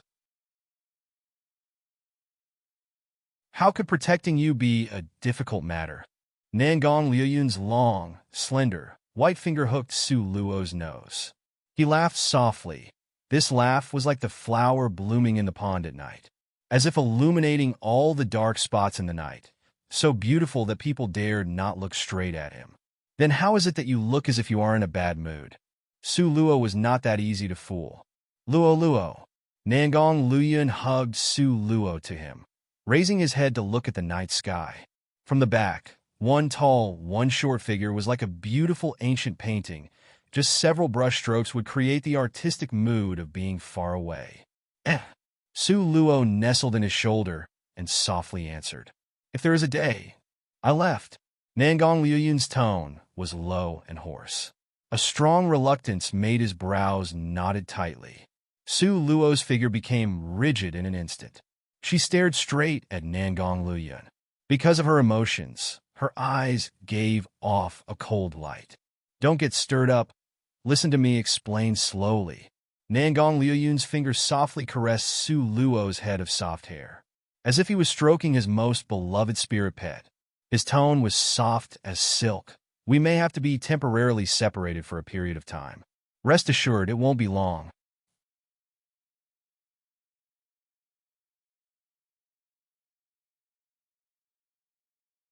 Chapter 1604. Leave the mainland, too. When Su Luo immediately grabbed Nangong Luyun's hand, her eyes staring fixedly at him. At this moment, her heart had a very bad premonition. Don't be anxious. At least it has to be after returning from the secret roaming dragon territory. There is still some time. Detecting Su Luo's nervousness and care, Nangong Luyun raised a brow, very pleased with himself. Why? You can't be without me for even a little bit of time? Stop being so narcissistic. Su Luo humped twice, then restrained her expression and looked at him with a deadly, earnest expression. Her tone had a trace of heaviness. Does it have anything to do with Gui Xi? Su Luo wasn't stupid. After this matter of Gui Xi assassinating her happened, Master instructed Nangong Luyun several sentences. Very clearly, it had something to do with Gui Xi. But a problem that even Master found somewhat thorny, based on Nangong Luyun's current strength. What could he do to Gui Xi? Su Luo unblinkingly gazed at his pretty, deep star-like eyes, her eyes full of worry. Don't worry, believe in me, okay? Nangong Luyun gave a light laugh and rubbed Su Luo's head. How could I not worry? Su Luo's eyes hung down as she mumbled under her breath. After learning about Gui Xi's inside information from those black-clothed people, Su Luo's horizon could be considered to have broadened. Even if you don't believe in me, you should at least trust your master, right? Do you think Grandmaster Rongyun will harm me? Nangong Luyun's arm extended out and placed Su Luo in a hug. The corner of his mouth hooked up faintly. This I can't say for sure. Su Luo muttered. Master was always cold. Besides her, everyone else in his eyes was equal to being invisible. Nangong Luyun knew Su Luo's thought was stubbornly stuck here. He smiled, but he hugged her even tighter. His Luo finally clung to him and hated to be parted from him. He was really blessed. After returning to her room, Su Luo tossed and turned. She couldn't sleep. Tonight's matter gave her a very strong shock. God knows why she was being chased and killed by such a strong organization. No one could be calm. Not to mention, Su Luo got the news that very quickly, Nangong Luyun was about to leave her. Su Luo tossed and turned, couldn't sleep. Her mind was full of the black-clothed people's figure. Gui Xi, such a strong organization of killers. The entire mainland almost let them come and go unobstructed. But why were they fixated on her? Could it have something to do with her mother that would enchant 10,000 men? If it was really like that, Su Luo could only be resigned to having bad luck. After all, almost everything could be chosen. Only you couldn't select your own parents. Even if it was bad luck, she could only brace herself, prop herself up, and continue. As long as she thought of Gui Xi, the huge power, a heavy stone, seemed to press down on Su Luo's heart. The pressure was heavy, however, pressure was a powerful force of motivation. This moment, Su Luo became even more determined to become stronger. Su Luo's eyes were tightly closed. Her soul flew into her space and started day after day of cultivation. The time in her space was slow by 10 times from outside. Therefore, even one night of time with regards to Su Luo was a full 10 nights long. Unconsciously, the light of dawn penetrated the darkness. From the east appeared the marbled colors of dawn. But immersed in cultivation, Su Luo had no concept of time. She still diligently cultivated. Unknowingly, noon had passed. Everyone had gathered on the battle stage except for Su Luo, this group of people. Luo Haochen had his hands behind his back, gaze narrowed impatiently, and said in a cold voice, "How is it some people are still not here yet? Do they not want to go?"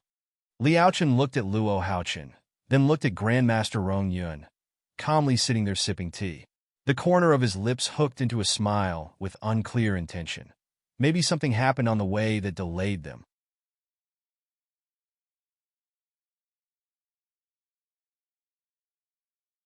Chapter 1605. Leave the mainland. 3. Dongfang Xian, having heard this, gave a sneer and didn't reply. If the person here was changed to someone other than Grandmaster Rongyun, how would Su Luo's group dare be late?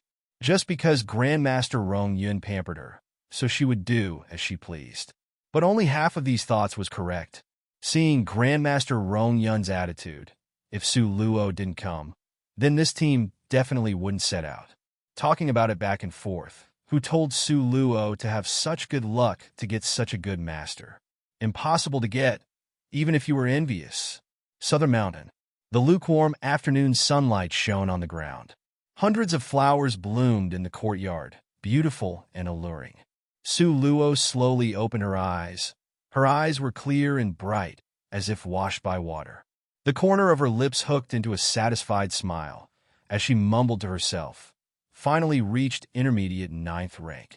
Hope I can have a fortuitous encounter in the hidden secret dragon territory.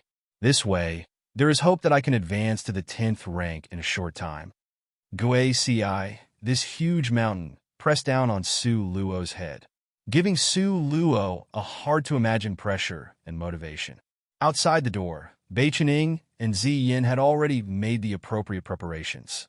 All kinds of food and drinks were stuffed into their space bags. There were even crystal stones for cultivation, weapons, and so on. Let's go. Nangong Luoyan looked at the time, his lips hooking into a laughing smile. If it weren't for Su Luo having gotten a very biased master, just arriving late, this part wouldn't be so easy to pass. As a result, the four people used their fastest speed to rush to the arranged meeting place. Luo Haoming looked at them, his eyes full of naked provocation. What time of the day is this now? If we continue to wait, the sun would have set. The corner of Li Aochen's lips hooked into an icy sneer and gave a humph in agreement. Before Su Luo could say anything, Grandmaster Rong Yun's pitch-black eyes were like snow swords shooting towards Luo Haoming. Don't want to go? For words were enough. Just these 4 words, the dissatisfaction and provocation in those 3 people's hearts was completely pressed down. Especially Luo Haoming, whose eyes hung down, not daring to say another word. He knew, based on Grandmaster Rong Yun's temper, say he won't bring him, then he definitely would leave him behind. Luo Haoming's heart was angered to death, but his face only showed a peacefulness like water. He still had to bow and apologize. This person should not speak out of turn. Ask Great Master to forgive me. Grandmaster Rong Yun's ice-cold gaze swept by everyone's face. The surroundings seemed to be depressed by a heavy pressure. No one dared to say another word. Grandmaster Rong Yun's gaze looked towards Su Luo. Based on his gaze, he naturally could see that Su Luo's cultivation had progressed quite a bit. Girl, do you need to delay for another month? The frigid Grandmaster Rong Yun from just now, when facing Su Luo, had a gentle and compassionate smiling expression of a master. Luo Haoming and them were so jealous that they almost went insane. Do you have to make it so obvious in the difference in treatment? Being so thoroughly biased? Asking them to come so early in the morning didn't matter. Now, actually consulting Su Luo, that loathsome girl's opinion. They were completely certain that if Su Luo said yes, then the time would definitely be pushed back by 1 month. Momentarily, Luo Haoming's 3 people, 3 pairs of hawk-like gazes all stared fixedly at Su Luo's pair of red lips, very much afraid she would answer with something that would make them helpless. To delay another month, Su Luo's finger seemed to accidentally tap her cheek, as she muttered to herself, Great Aunt, stop testing us, Luo Haoming's 3 people all stared anxiously at Su Luo. Then, Su Luo only said 1 word, and the cheek muscles on those 3 people's faces trembled. Really don't need to. Su Luo looked at their appearance and wanted to laugh. The corner of her mouth hooked into a ghost of a smile as she looked at them.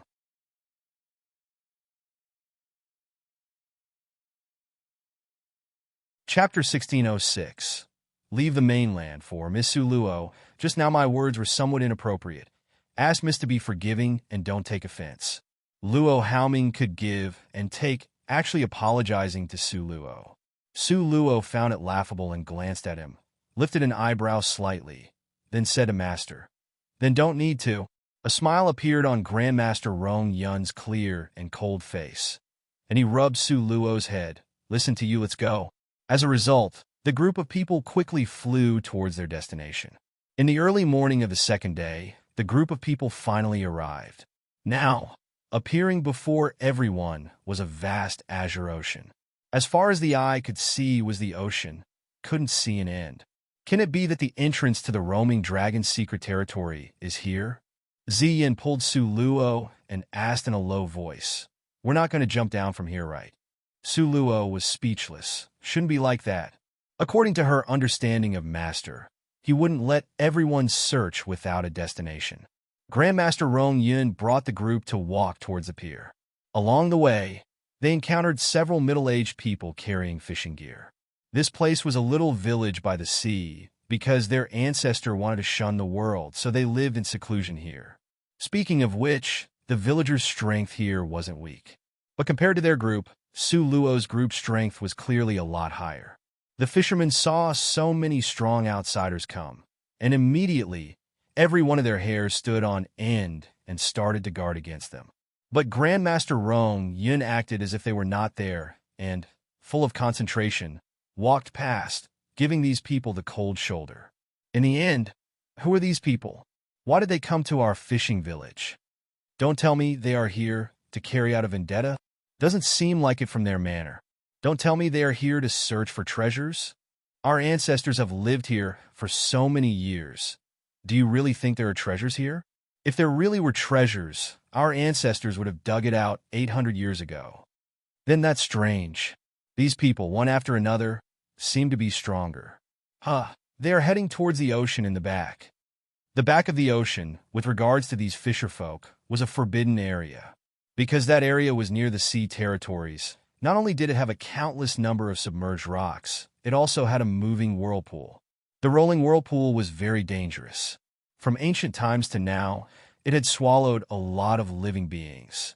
So afterwards, the ancestors passed down orders, not allowing anyone to go to the back of the ocean. This order was passed on from one generation to another, deeply ingrained in the fisherfolk's minds. So when they saw this group of mysterious strangers going in that direction, they were all surprised.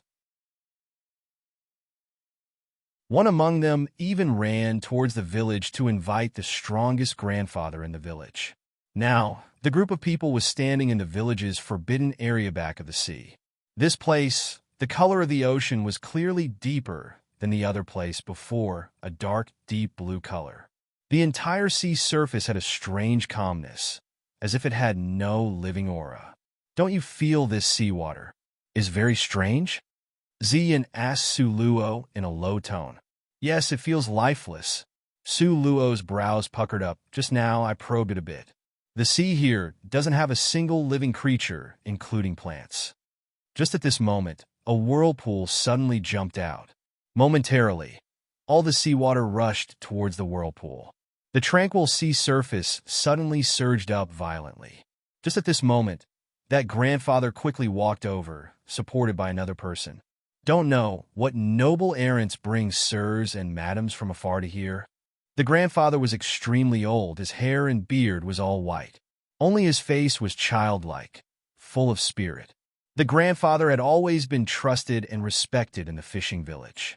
He had always been worshipped and revered here. But in front of Grandmaster Rong Yun, he felt somewhat helpless, unable to be useful.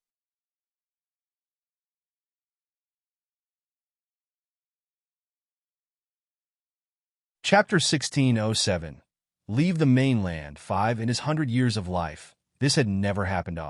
The strong expert in front of him was strong to what degree? Just one glance from him gave birth to fear in his heart. Enter the sea. Grandmaster Rong Yun said these two words faintly. The grandfather kindly advised, if you guys want to enter the sea, how about entering from the front? This place, the wind is high and has rolling waves full of rocks. There is also a turbulent whirlpool. It really isn't the best place. Who knew? Grandmaster Rong Yun only waved his hand, hinting to the grandfather that there was no need to be so talkative. He had his own measure. The grandfather helplessly sighed. These several people's strength were all on the top. To be sacrificed like this in vain, wasn't it a pity? So he once again persuaded patiently. Back then, a countless number of people died going into the sea from here. Everyone should listen to this old man's words. Don't be so willful. Grandmaster Rong Yun's gaze landed on the grandfather's body. The grandfather, at most, was 4th rank in strength. Just extending his fingers, he could kill him. However, Grandmaster Rong Yin only smiled at him. Old man is being overly anxious. Grandmaster Rong Yun gazed up ahead, a heavy expression flashing through his eyes. Immediately, both of his hands started to form seals, a strong fluctuation spreading in all directions from his body. The originally surging waves of the ocean in front, all at once, quieted down. Now, everyone held their breath with rapid attention, gazed closely watching the sea surface up ahead. Grandmaster Rong Yun's hand condensed out a strong wave of air. Soon after, this wave of air shot towards the ocean like lightning.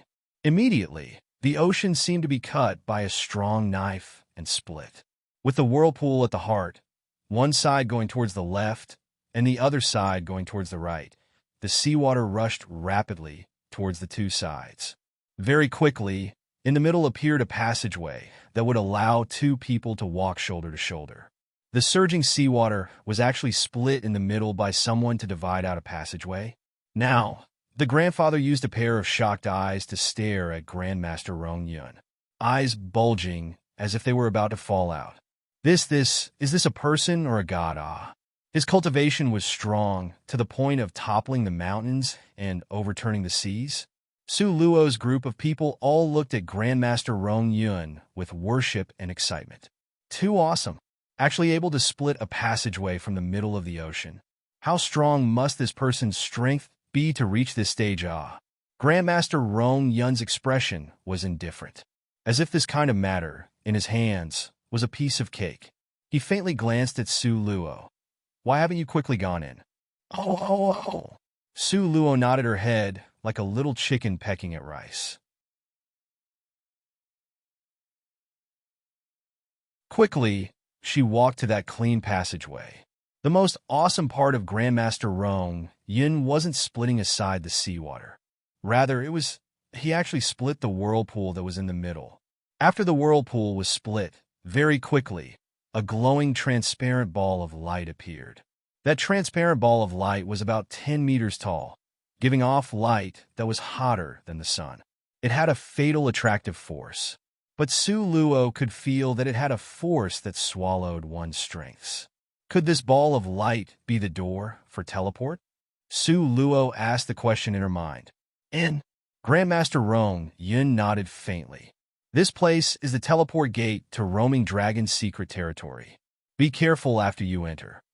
Grandmaster Rong Yun patted Su Luo's head, telling her carefully. And Su Luo nodded seriously. Male on the left, female on the right. Grandmaster Rong Yun, in an ice-cold manner, stared at Dongfang Xian who walked towards the right door. The ball of light had two doors, one on the left, one on the right. Luo Haoming and Li Aochen exchanged a glance. Could there be a difference between the right and left door? Dongfang Xian smiled sinisterly, taking advantage that Grandmaster Rong Yun wasn't paying attention. His figure suddenly flashed by.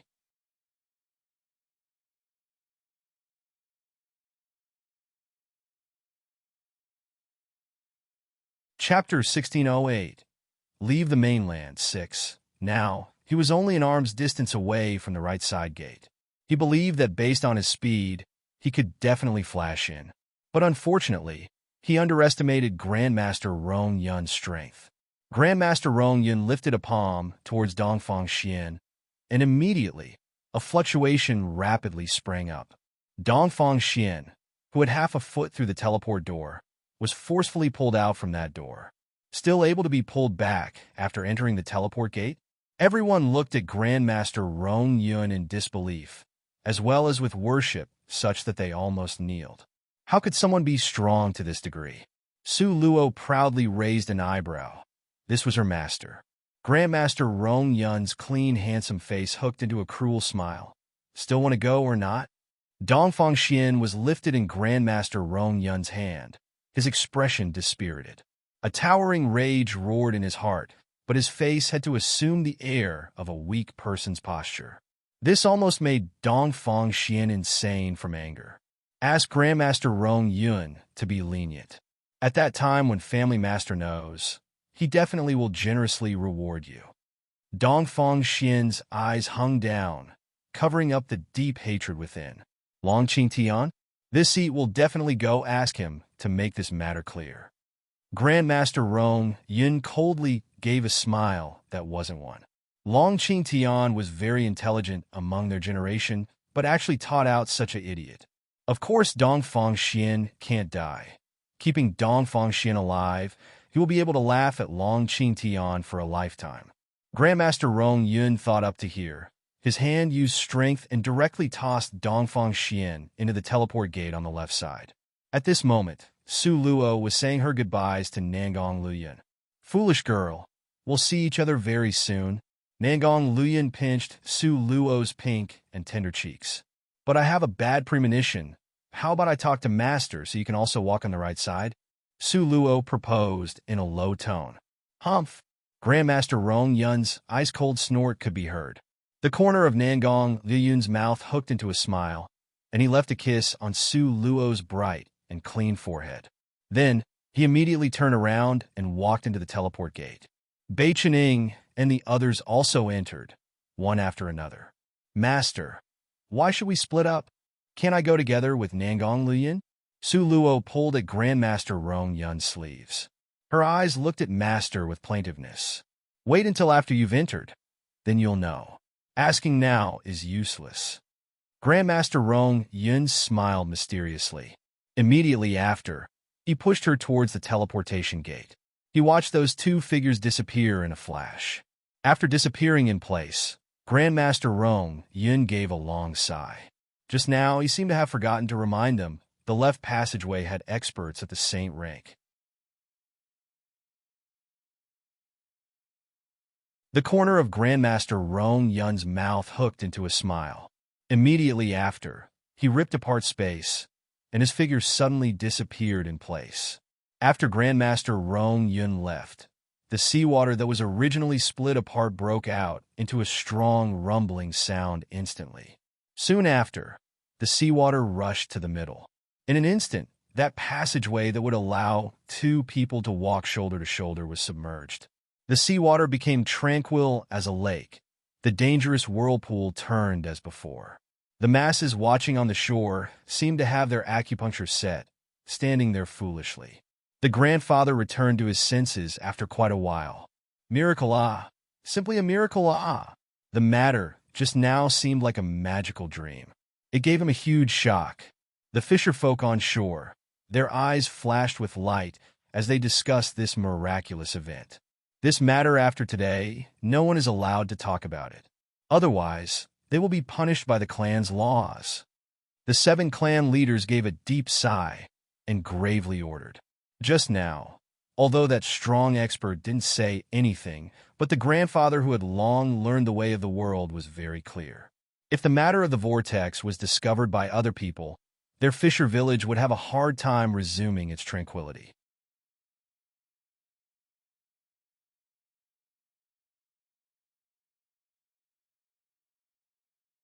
Chapter 1609, Master Being Partial, 1. After entering the transparent ball of light, Su Luo felt her mind become dizzy.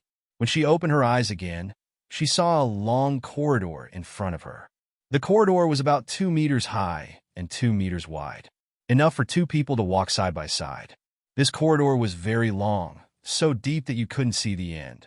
The corridor wall was embedded with a countless number of night pearls that gave off bright lights in the darkness. Therefore, they could see very far ahead because of this light. Where is this place? Ziyin curiously sized up her surroundings, turning around to ask Su Luo. I'm not sure either. Master didn't tell me anything before coming. Su Luo released her spirit force, sensing the surrounding environment. Only then did she let her guard down to say with a smile, for the time being, there is no danger here. Since the road is in front of us, then we should go over there. Walking to the end can always find out its mystery. Zia nodded. Let's go. Go to the front and have a look. This corridor seems to be very long. Just don't know if Nangong's group is all right. The unease in Su Luo's heart became more and more intense. Definitely won't be as safe as us, Ziyin said in a matter-of-course manner. Why are you so certain? Su Luo looked at her with misgivings. You just think about it. How partial is your master? Just now, Dongfang Xian wanted to enter on this side, but he was directly tossed out. It can be seen that this passageway is safer than the other one. Your master is thoroughly biased and overprotective of you. He would definitely set aside the best for you. Do you even need to think about this? Have good luck by touching your light. Right now, Ziyan was very glad she was female. This is just your guess. Maybe this passageway of ours has hidden mysteries. Su Luo didn't believe it. Then just wait and see. Ziyan happily laughed, pulled Su Luo along, and walked forward quickly. Don't know if it was because Ziyan's intuition was accurate or Grandmaster Rong Yin already had arranged it earlier. Su Luo and Ziyan walked hand in hand forward while being on guard. After walking for about 4 hours along the way, besides quiet, it was more quiet. The night pearls still illuminated the road ahead. The entire passageway was as bright as daytime. However, the danger Su Luo anticipated didn't approach. Another hour passed, and the amount of night pearls gradually lessened. It seems we are close to the exit. Best make preparations to fight, Su Luo said in a low tone and instructed Ziyan. And I know. Ziyan's whole body was on guard. Her hand gripped the weapon tightly and followed behind Su Luo. She slowed down her footsteps and quietly followed up. The night pearls decreased one by one. In the end, none remained. The passageway up ahead became increasingly narrower. In the end, it was only wide enough for one person to pass through. Very quickly, in the darkness, a light up ahead suddenly flashed brightly, then suddenly become dark. Su Luo and Ziyan exchanged a glance, their eyes becoming more serious. The two people silently neared it. After getting near it, Su Luo discovered this wasn't the entrance to the tunnel. Rather, it was a ball of white light. It was somewhat similar to the entrance from before. It could be assumed this ought to be the teleport door. Also, as a space mage, Su Luo had a natural familiar feeling towards the space element ball of light. Come. Su Luo lifted a brow and smilingly said to Ziyan, enter this teleport door. Roughly, we'll arrive at the roaming dragon's secret territory Master was talking about. Really is strange. Along this road we didn't come across an ant. I didn't even have the opportunity to come across people to practice my fighting skills. Ziyan proudly said, want to practice? Wait until we exit this teleport door. I dare to pledge, it really will let you practice until you have had enough. Su Luo, in annoyance, slanted a gaze at Ziyan, who had an expression of having gotten an advantage yet still flaunting it. Soon after, she linked hands with her and slowly entered the ball of light.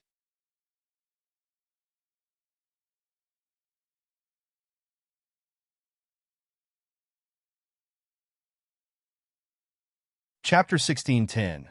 Master being partial, 2. After a burst of dizziness rocked them, when the two of them opened their eyes again, the scene in front of them had completely changed. Walking out of the teleport array, the two were stunned by the scene in front of them. Such a beautiful ravine. This was a ravine surrounded by hundreds of types of blooming flowers on an intoxicating spring day. All kinds of flower petals fell, like a beautiful mist, as if this was a utopia that shunned the world, that made a person's heart untroubled and relaxed, to forget the noisiness of the mortal world. Subconsciously wanted to live here in seclusion for a very, very long time. What a beautiful place. This was simply too much of a feast for Ziyan's eyes. Between heaven and earth, there is such an outstanding, beautiful hidden place. Really hateful that we didn't know about it before. You see, Su Luo pointed at a huge boulder not far and said to Ziyan, we have really entered the roaming dragon's secret territory. Because on that 30 meters tall huge boulder was carved 4 dignified words in black with strong, powerful strokes, roaming dragon's secret territory. How is it that they haven't come yet? Could it be they really encountered danger? Waiting left and right, those people still hadn't arrived. So Su Luo and Ziyan searched for a rock and sat down to rest. Su Luo even took out a food box she prepared before and shared it with Ziyan. But the two waited for a whole 2 hours and still didn't see the several people that entered the left passageway. Su Luo's expression couldn't help but be anxious. Rest assured, Based on third senior brother's strength, what could possibly be too difficult for him? Although Zi Yin comforted Su Luo, but her heart was also anxious. I'm not worried about this. I'm worried Dongfang Sun's group made a hidden move. Su Luo put down the bread. She took one bite of really didn't have any appetite. Ziyan also felt this was a thorny problem. If those three people joined together, third senior brother alone would really not be able to endure.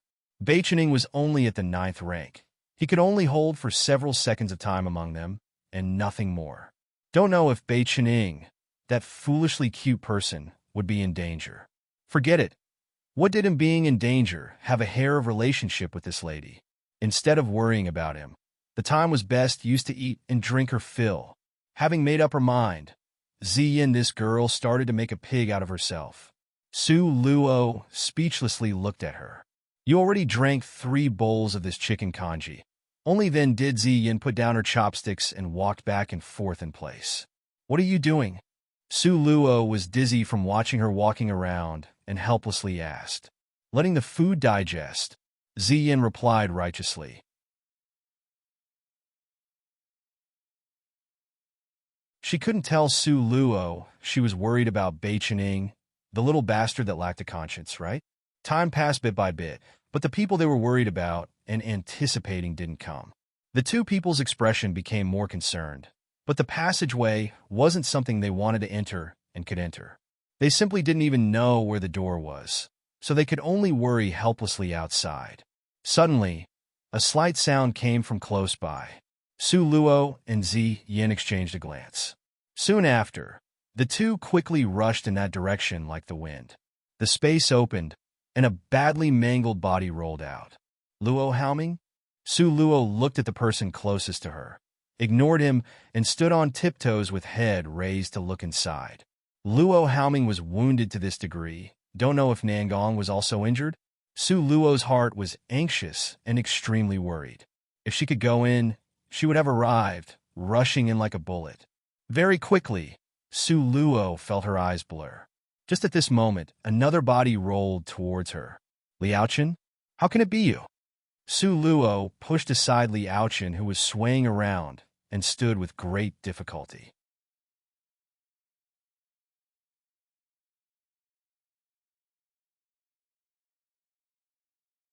Chapter 1611, Master Being Partial 3. How is it that the people she was worried about won't come out, whereas the people she disliked came out one after another? What kind of luck was this, A pity Liaochen's whole body was covered in blood.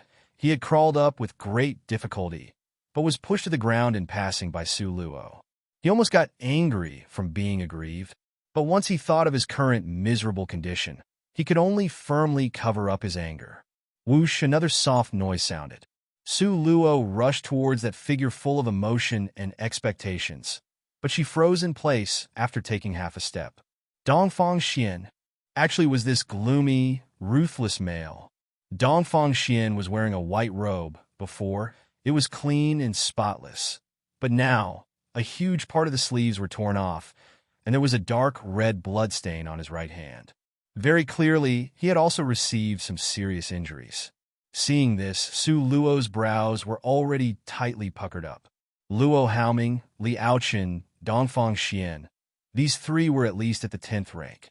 Dongfang Xian was at the summit of the 10th rank, but able to wound them to this degree, it could be seen that the opponent's strength was very strong. In the end, what happened in the passageway? Where's Nangong Luyin? Su Luo picked up Liaochen, who was closest to her, by the collar. The pitiful Liaochen was just thinking of sitting cross-legged to cultivate, but was lifted up by Su Luo as if she was casually lifting things.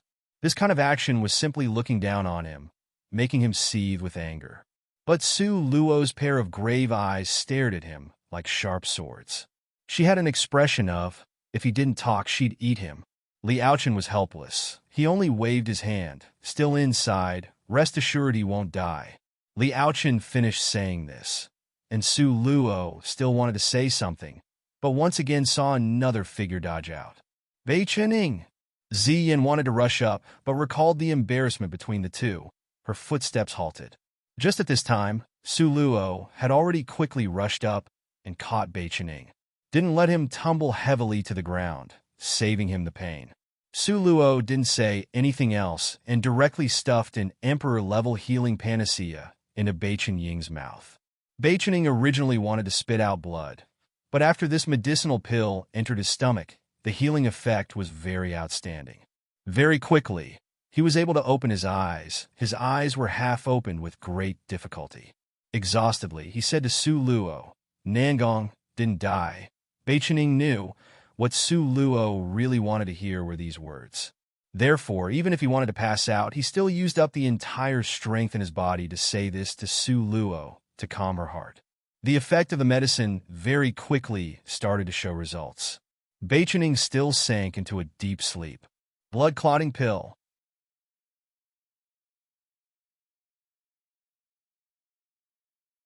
Dongfang Xian's eyes flashed slightly and stared at Su Luo with deep interest. Urgently and excitedly, he asked, "Is what you just feed that guy blood-clotting pill?" Su Luo's gaze indifferently swept across his face, calm as if she was a river.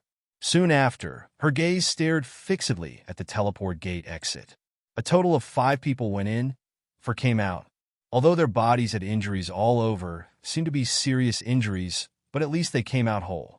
How was it that Nangong Luoyun still hadn't came out? In the end, what happened inside? I asked you a question. Just now, was that blood-clotting pill or not? Dongfang Xian impatiently shouted at Su Luo. No one had ever ignored Dongfang Xian in this life. Since he could remember things, everyone had followed him obediently like yes men, because he had a master whose martial arts was #1 in this world. But now, Su Luo was too lazy to even glance at him. This made Dongfang Xian, who was always full of self-confidence, feel very upset. What does that have to do with you? Su Luo's brows were tightly knotted, impatiently sweeping him a glance. Even if it is blood-clotting pill, there is none for you.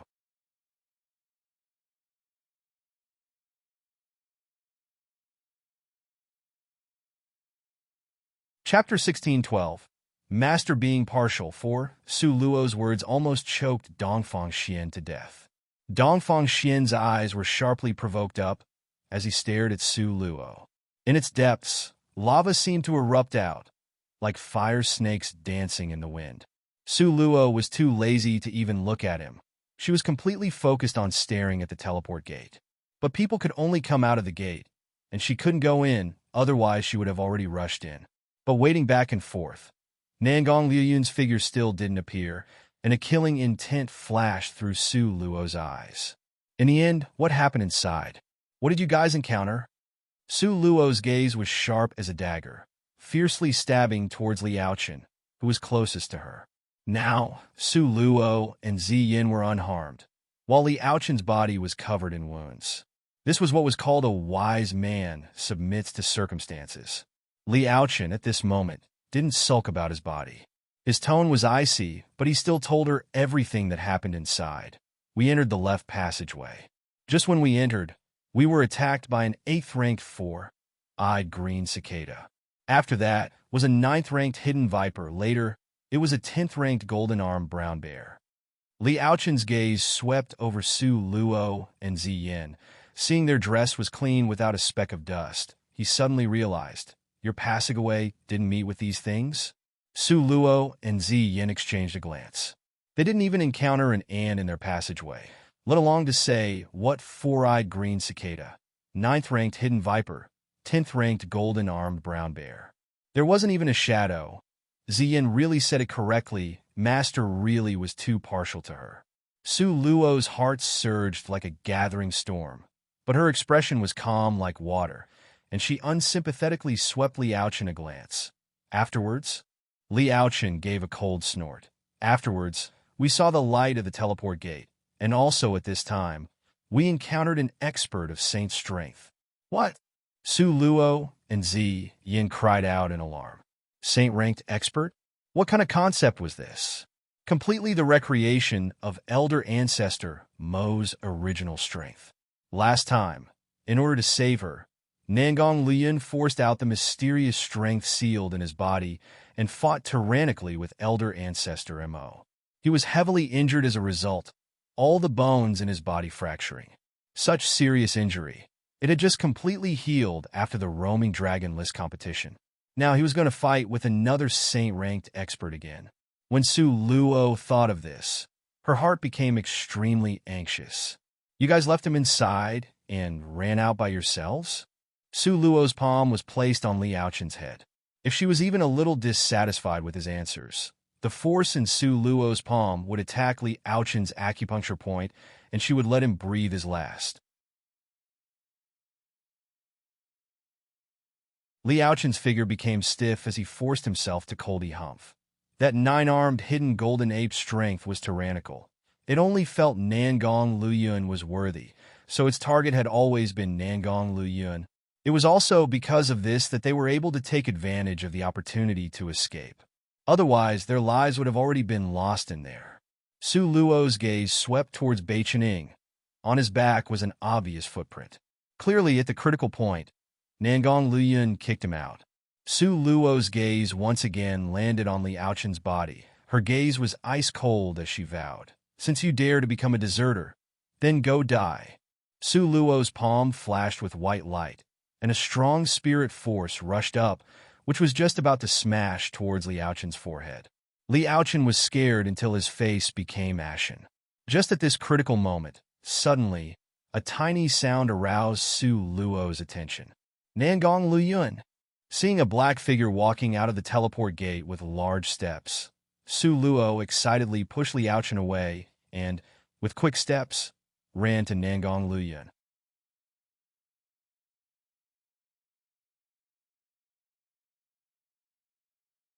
Chapter 1613, Master Being Partial. 5. Compared to the several people who either rolled out, crawled out, or was kicked out, Nangong Luyun's entrance was very dazzling.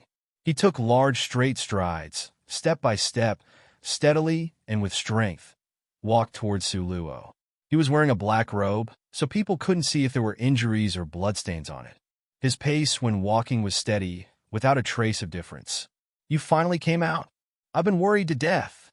Su Luo quickly went up, tightly embraced him at the waist, burying her little head in his chest, greedily sniffing that good smell that belonged specifically to his body.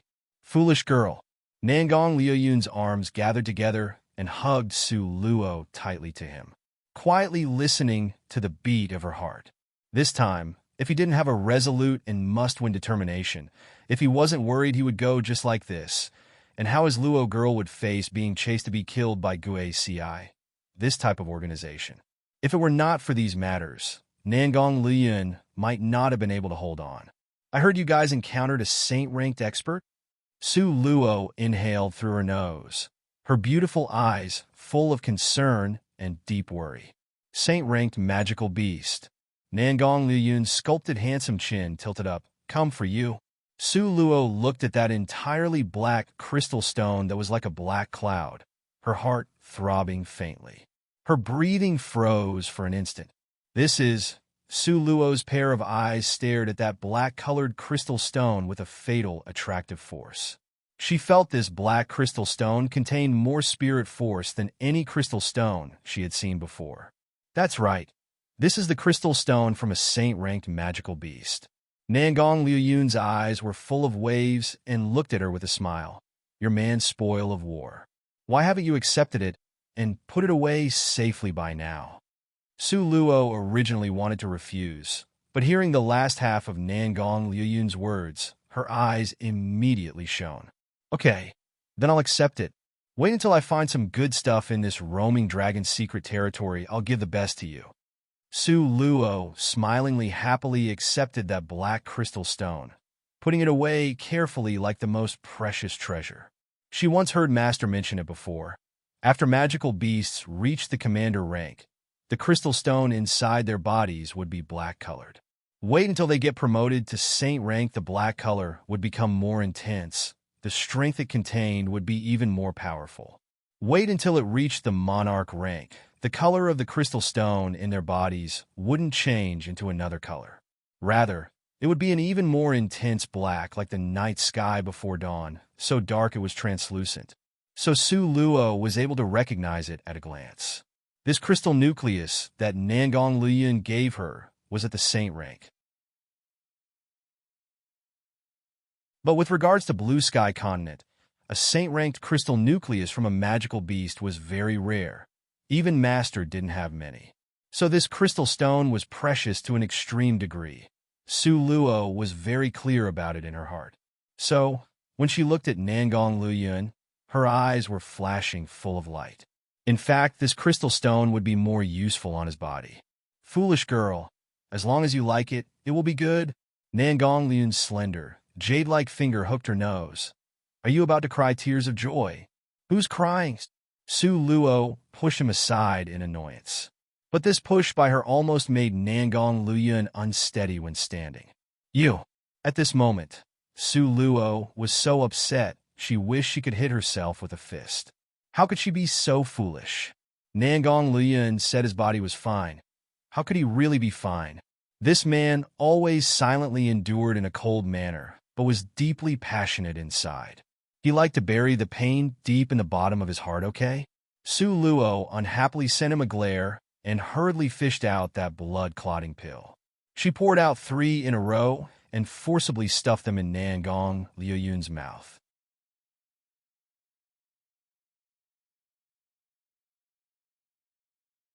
Chapter 1614. Master being partial. 6. Don't need to be so wasteful. 1 is enough. The corner of Nangong Luyun's mouth twitched speechlessly. In fact, having just 1 was extravagant. In fact, as long as he used all his effort to cultivate, the condition of his injuries would automatically recover completely. After using the blood-clotting pill, his strength would be completely restored within 3 days. Emperor blood-clotting pill. How precious was it? Su Luo, in 1 move, took out 3. Even Nangong Luyun, this kind of person who didn't put medicinal pills in his eyes, wanted to loudly shout that it was too extravagant and wasteful. Dongfang Xian, who wasn't far away, watching this, his eyes became even colder and filled with violent envy and greed. Blood-clotting pill. Emperor-ranked blood-clotting pill. Dongfang Xian fumed with rage, shouting while stressing each word. Dongfang Xian remembered it very clearly.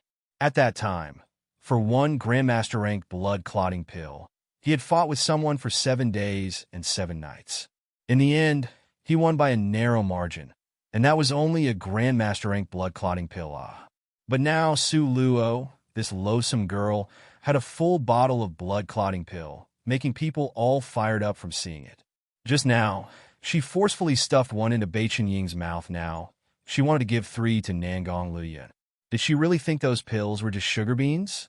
How was it that she didn't know to treasure it? Dongfang Xian was angry, furious, and envious. His face was flushed red. His eyes were like 2 thick, ignited flames, blazing with light. Su Luo heard the sound and calmly returned his gaze, then leisurely said 1 sentence. No matter how much you shout, it's useless. There is no blood-clotting pill for you. Would she really be that stupid as to not know the importance of the blood-clotting pill? Only for the people Su Luo truly cared about would she take out the most precious things, to disregard the quantity and consequences to help them. As for those people that Su Luo drew to be outside her circle, even if they died, she wouldn't give them a second glance. She would just so clearly distinguish between them and the enemy, to continue on her way and to kill with a firm temper. Su Luo, how about we make a business transaction? Dongfang Xian knew, because of Li Yaoyao's relationship, from the beginning, he stood on the opposite side of Su Luo. This was very disadvantageous to him right now, so he wanted to try and reverse the situation. Able to be flexible was a visible characteristic of a manly man. It could be said that this point, Dongfang Xian was pretty good at. After Nangong Luyun sat down cross-legged to heal, Su Luo unhurriedly arrived in front of Dongfang Xian. Her eyes had a taunting sneer. Business transaction? This man wanted to kill her because of 1 sentence from Li Yaoyao. Now, wanted to have a business transaction with her? It was really interesting. Su Luo crossed her arms over her chest, chin tilted up slightly, looking down at him to cast sideways glances at him. Her icily arrogant manner showed her doubt. Dongfang Xian really hated to death Su Luo's looking down on him attitude. But now, he needed to request something from her, so the icily arrogant him had no choice but to lower his voice and his arrogance. Yes, a business transaction. Then you say, what kind of business transaction method? Su Luo's corner of her eyes lightly swept over and said with unconcern, what do you want so you can give me one blood-clotting pill? As long as I can do it, you can name the condition. Dongfang Xian gave Su Luo an opportunity to open her mouth wide like a lion. This condition I can name at will? You are really generous, ah. Su Luo rubbed her bright and clean chin, as if she was thinking about it. After muttering to herself for a short period, a narrow expression flashed through her monochrome eyes. Soon after, they fixed on him as she unhurriedly said, I can really say any condition? Luo must not. Bei Chening, who was already healed, opened his eyes and firmly blocked. Luo, if you give him the blood-clotting pill, based on the condition of his injury, he would very quickly be restored to his best condition. At that time, the problem would become thorny. Nangong Liya needed at least 3 days to recover.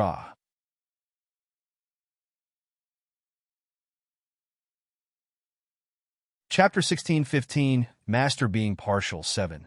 Su Luo nodded towards Bei Chening. She was very clear about Dongfang Xian's temperament. Right now, he was a feral wolf whose stomach rumbled with hunger. Once this feral wolf had eaten his full and was restored to his original strength, the first thing he would do was to snatch away all her things. And don't count on him to be capable of being grateful. Dongfang Xian was just that kind of person. Su Luo, with a ghost of a smile, cast sidelong glances at Dongfang Xian. Any condition is okay. Dongfang Xian's face had a smile that glittered brilliantly. Of course. With regards to you, the blood-clotting pill is merely a small piece in the bottle, but as far as I'm concerned, this tiny piece is already very important. Therefore, you can ask for any condition. Then if my condition is Li Yao Yao? Su Luo was all smiles as she looked at him, observing the tiniest expression on his face. It was very hard to see that Dongfang Xian's brows rose up slightly, although it was restored to its serene expression in an instant. But Su Luo, who was observing every detail, still discovered it. Su Luo secretly guessed in her heart. Looks like Li Yao Yao was still rather quite important in Dongfang Xian's heart. Don't know what kind of foresight the master of Purgatory City used to accept disciples. This first senior brother and the second senior brother all had deep feelings towards Li Yao Yao. Comparing them, her family's Nangong Liyun's foresight was the best. However, Dongfang Xian used his real feelings on Li Yao Yao. Don't know if it could be compared to this blood-clotting pill. Yao Yao, your condition is? Dongfang Xian's expression was as peaceful as water, the corner of his mouth hooked with a demonic charm, giving people a kind of sinister and ruthless feeling. I heard you're almost married to Li Yao Yao. Is this matter true? In any case, Su Luo would be bored staying idle. Then she might as well talk about this and that with Dongfang Xian. I will marry her. Dongfang Xian's voice was firm as iron. Then, do you want Li Yao Yao or the blood-clotting pill? Su Luo, smiling happily, took out that bottle of dazzling blood-clotting pill from her sleeves. She poured one out into the center of her palm. Emperor Rank blood-clotting pill gave off a rich medicinal fragrance, full of a captivating force. Taking one gaze at it made people unable to shift their gaze. Couldn't help but say that Emperor Rank blood-clotting pill. Every pill had its own unique charm. Dongfang Xian subconsciously swallowed a mouthful of his own saliva. A struggling expression quickly flashed through his eyes. Looks like you're going to choose Li Yao Yao, ah? Su Luo smiled happily as she put the blood-clotting pill back, unhurriedly covered it with the oak cork.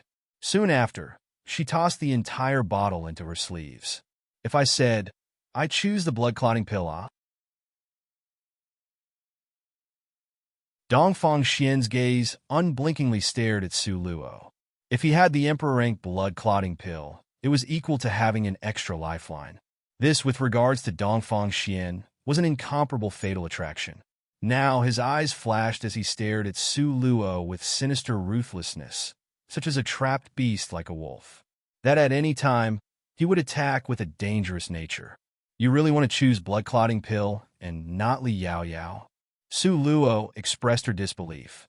Li Yao Yao's belly still is pregnant with your Dongfang family's bloodline. Like this, you're still willing to abandon it? You. This loathsome girl not only wanted him to abandon Yao Yao, even forced him to abort his bloodline. In a flash, Dongfang Xian sank into an indecisive situation because he really couldn't decide in a short period of time. Don't be anxious. There is plenty of time. You ponder it over slowly. Su Luo turned around and walked away. She walked a few steps and stopped again. If you really want the blood-clotting pill, then after we get out of the secret roaming dragon territory, you have to personally break it off with Li Yao Yao. Naturally, I will offer the blood-clotting pill with both hands. Tossing down this sentence, Su Luo quickly left, leaving behind Dongfang Xian sitting in place with his brows knotted and a tangled expression on his face. His hand was tightly clenched.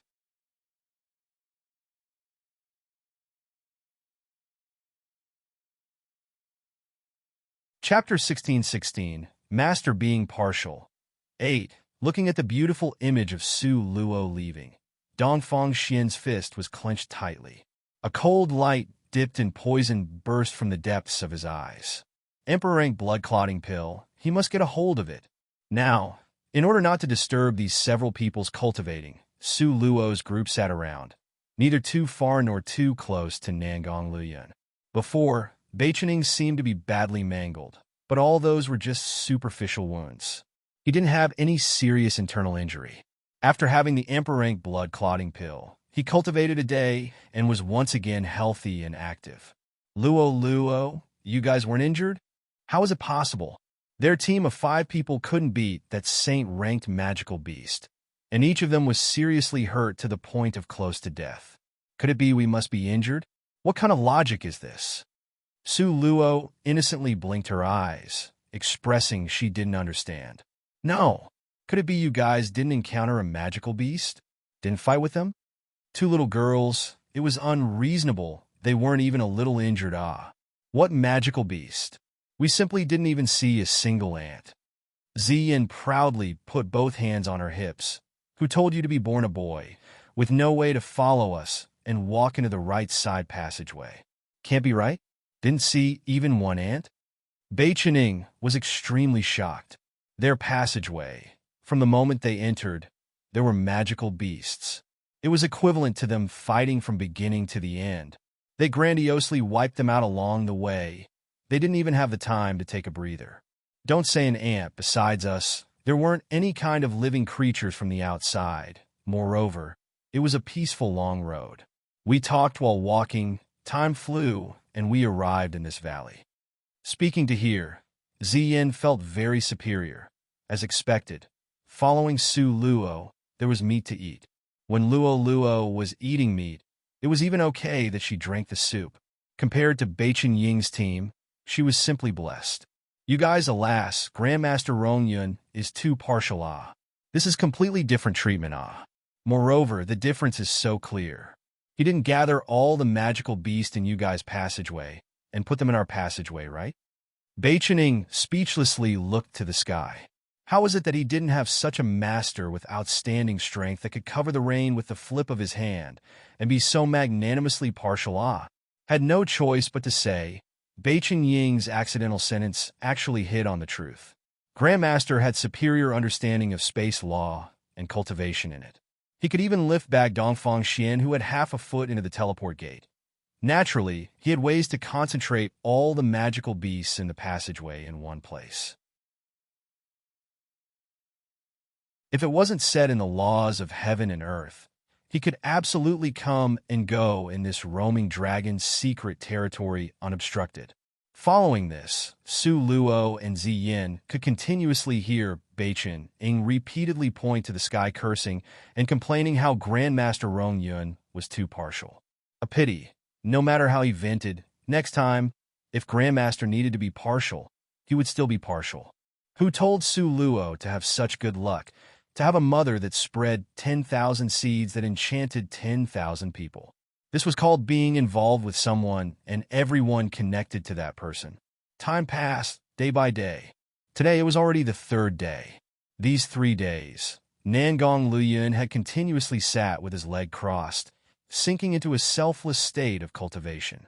After 3 days of restoration, Nangong Luyun's body was completely healed. Moreover, his cultivation also forged ahead even more.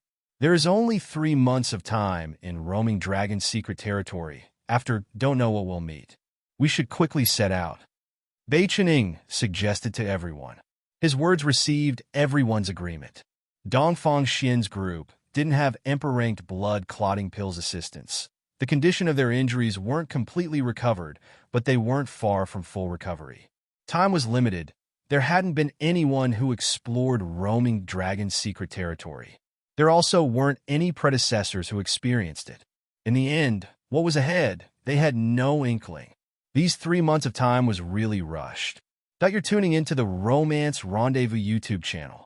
We're so grateful for your support, and don't forget to subscribe to join us on this incredible journey through captivating stories. Your generosity through donations truly makes a world of difference, as it's the primary source of revenue that allows me to expand and enhance this channel for you. Thank you from the bottom of my heart for being a part of this adventure.